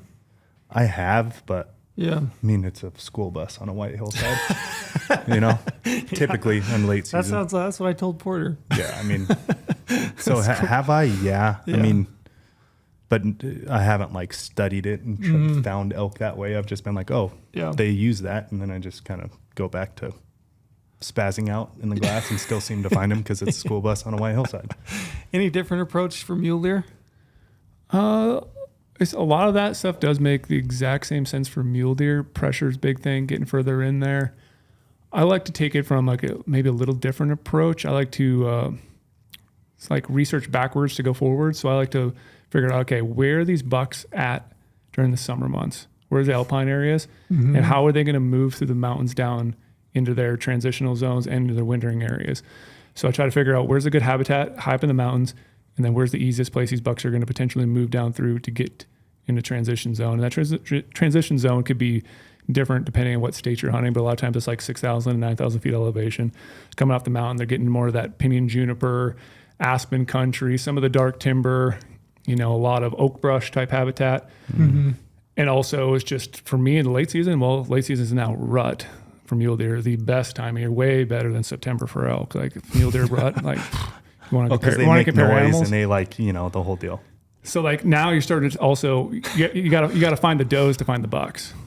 So I'm doing a lot more searching out doe groups, and if I figure out there's does and I don't see a buck, well, I might look a little bit higher up, or come back to the next day, or check it out in the morning, or check it in the evening, and just keep checking on different doe groups, see if a buck moves in there. Because a lot of times these bucks will cruise through a doe group, nothing's hot. You can watch that buck, he just takes off and goes miles away, but then he might make a big loop and come all the way back to it. So, and depending on the buck and the setup of the topography in the country they're in, it is honestly it's kind of surprising sometimes how far away a buck will bed off of his does. Yep. So, you know what I mean? Like looking pretty far off the does, and you might find that buck bedded. Especially if you start to see a lot of like little dink bucks, like little immature threes, small fours, they're hanging out the does, they're getting ruddy. Well, that big buck kind of knows. He knows the show. He knows when those does are ready. So he's going to hang off on the distance. He's going to hang out on some of that thicker terrain. And so like quite a ways off. Yeah, you get to really glass it diligently to try to pick up a bigger buck, because he's probably not going to be hanging out in the open. A lot of people, the entire hillside, not just like relative to where the does are. Like glass the entire hillside. Yeah, like the most classic thing is sitting up on a knob, you're looking over some sagebrush, you got a bunch of oaks, you got some aspens, and you're looking at all these open pockets. Like, sure, it'd be great to shoot a big deer out in the open. Yeah. Big deer ain't going to hang out in the open anymore. Let's just be honest. Like, they know the game. So I'm trying to figure out these little tight pockets of timber. Like, that's why I want snow in late season. I want to be able to glass into the aspens. I want to be able to glass above into the oak brush to see what deer are moving around. And everyone knows my strategy. I like to start high and then work my way lower. That's why I research backwards to go forwards. Like, I want to figure out where a big old giant deer is. Can he still be up on the mountain? Yeah, I'm not talking about 12,000 feet. I'm not talking about something fucking stupid like that. But like, like you guys like, poke fun at me. Pretty passionate about that. Yeah. I've heard the podcast when I'm not on. We're like, oh, Brady's going high again. Brady's going to 13. Brady's hunting. But I like to get a big master vantage points on the late season hunts. I want to be able to glass around, figure out the elevation bands these deer are at. And then I go back at night and be like, I saw a lot of deer at this elevation band. I did not see any deer up high. Like he's talked about glassing for tracks. I glass for tracks a lot in late season hunts. But I'm just trying to figure out where the does are, why these deer are going to be here, where's the proximity from roads, ATVs, horse hunters, all that stuff, and try to get deeper. That's why I do love to backpack in on a late season hunt and just hone in on the habitat they'll be in. Because if you find some does, you'll find some bucks, but seclusion's a big thing. Yeah, and I would also say seclusion can come in a lot of different forms. Yeah, it doesn't necessarily have to be 5 miles off of a road. It can be close. I would nasty. say nasty. And I would say look at the landscape from a different perspective. Is like what are people easily seeing? What's visible from a road? Yep. And can I gain a different vantage point of an area by just maybe getting a half mile off the road? Yep. Yeah, I think refuge comes in a lot of. It's not just like distance. Yep. Like And I would entirely agree. another thing too, you're talking about like, what aspect of the mountain, like elk can be anywhere, sure, deer can be anywhere too. But a lot of times on some of these late season hunts, especially places I've hunted, you get a big influx of like northwest winds all the time. And so where those bucks and does probably going to be, they're going to be rolling on the backside. Yeah. So you're really going to have to be sitting down, glassing into the wind. It's going to be freaking miserable to glass, but they're going to not want to be standing up on a west facing slope getting blasted by the wind. They're going to kind of be on some of those east facing slopes. Yep. So kind of utilize that to your advantage because again, it comes into pressure. It's not fun to sit there and glass in that direction, face the wind the whole time glassing. Your spotter is going to be shaking back and forth. You're going to be freezing cold, but those deer are going to be on that opposite side, on the east facing, to get away from that northwest wind, west wind. So that's a good point. Start to utilize some of that stuff to like kind of hunting the hunters in a way, figuring out what they're not willing to do and figure out what's the needs of the deer. Well, the needs of the deer is get away from the wind. And if you start to see some does in some of those little small pockets, well, that terrain is so full that get different vantage points, starts working around it, give different angles. I think late season it's all about angles on the country. You can't just be like, oh, this is my master glass point. I'm going to sit here all day and glass. But you're probably going to miss a lot of bucks. Because if you can open up another 100 yards, you should roll. Yeah, if you have to drop down elevation, if you have to climb elevation, get different viewpoints on it. Don't be afraid to move, half mile or more just to get different vantage points and different terrain. But don't just focus on one habitat type the whole time. Don't feel like, oh, I need to hunt sagebrush because I'm hunting a late season hunt and they should be in a winter range. Well, they could be a little bit up. They could be in the thick oak brush. They could be in the aspens. Yeah. I had that in my notes. Move with intent. So move with intent based on a plan. I mean, I talked to my brother this last week. He's hunting elk in Idaho. He was asking me about an area. He was showing me on the map, and he was like, "How do I deal with the wind?" And I was like, "Well, I think first and foremost, you got to find the animal, and then find the animal first. Move with intent to find the animal. So find your vantage points. And late season's all about finding vantage points, and then figure out the wind." Then stalk, So, but move with intent, move throughout the day. The other thing I had in my notes was that those days are short. Yeah. Those late season hunts, your days are getting short. And I mean, there's no reason that an animal can't be up on its feet midday, moving beds. So make the most of, daylight hours. So be there before light, stay till after dark, and stay all day. Yep. What do hunters like to do? They like to go back to town in the middle of the day, get some meal, food, go back to their tent, some good Mexican food. Oh yeah. Glass all day, hunt all day. Yep. As good as it sounds, just dream about it while you're up there, and then have the celebratory. Make it do it right on the back end. Yeah. Anything else you guys had? That was a long one. How far are we got a new counter? Oh, it goes. That can't be right. It goes to It goes to 99.99, and then I wanted like a shot clock to go off at the 2-hour mark. that'd be awesome. Yeah, or like a hockey horn, you know. Yeah. We score a goal. There you go. No, I think we covered it all. I mean, late season, like I said, it's gear based, it's survival based. Staying You have warm. to change up your tactics. It's a big optics game. So carrying One big is optics none and key. 2 is 1 late season. Bring double of everything. Yeah. And if you got your trucks, have double of everything.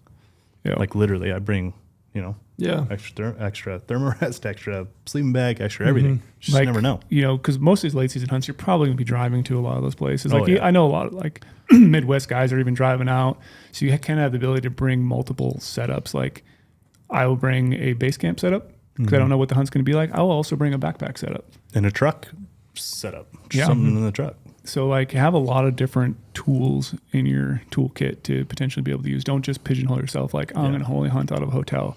I'm only going to hunt next to my truck out of my little pop tent with a stove. Like you might want to get out there and Trail, Yeah. he detailed this one good too. Sounds like a disaster, which Yeah. is late season hunting. That's the worst. It's a disaster. That's just what it is. Yeah. It's just different. We don't belong out there. Yeah. It's You just just got different. to force it. Yeah, it's got to the point where like my kids have gotten older. I mean, most of the opportunity for a younger hunter is late season, rifle stuff. I'm just like trying to talk them out of it. Like, you guys don't want to go hunting. It's freezing. It's too cold. We can't do this. You know what you should do is just grow up a little more, and then we'll get a bow in your hands. Then There we'll go we bow go. hunting.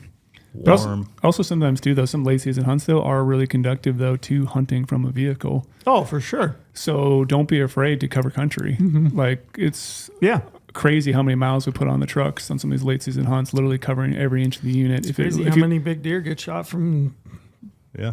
not from a truck, but Yeah. from a truck. But yeah, it's like if it's Yeah. a, if it's Or a just- rut and you're not seeing things, literally you can drive around all day and still be hunting and hop out and do some little glassing or just find different areas to get to. That's just that knowledge gain too.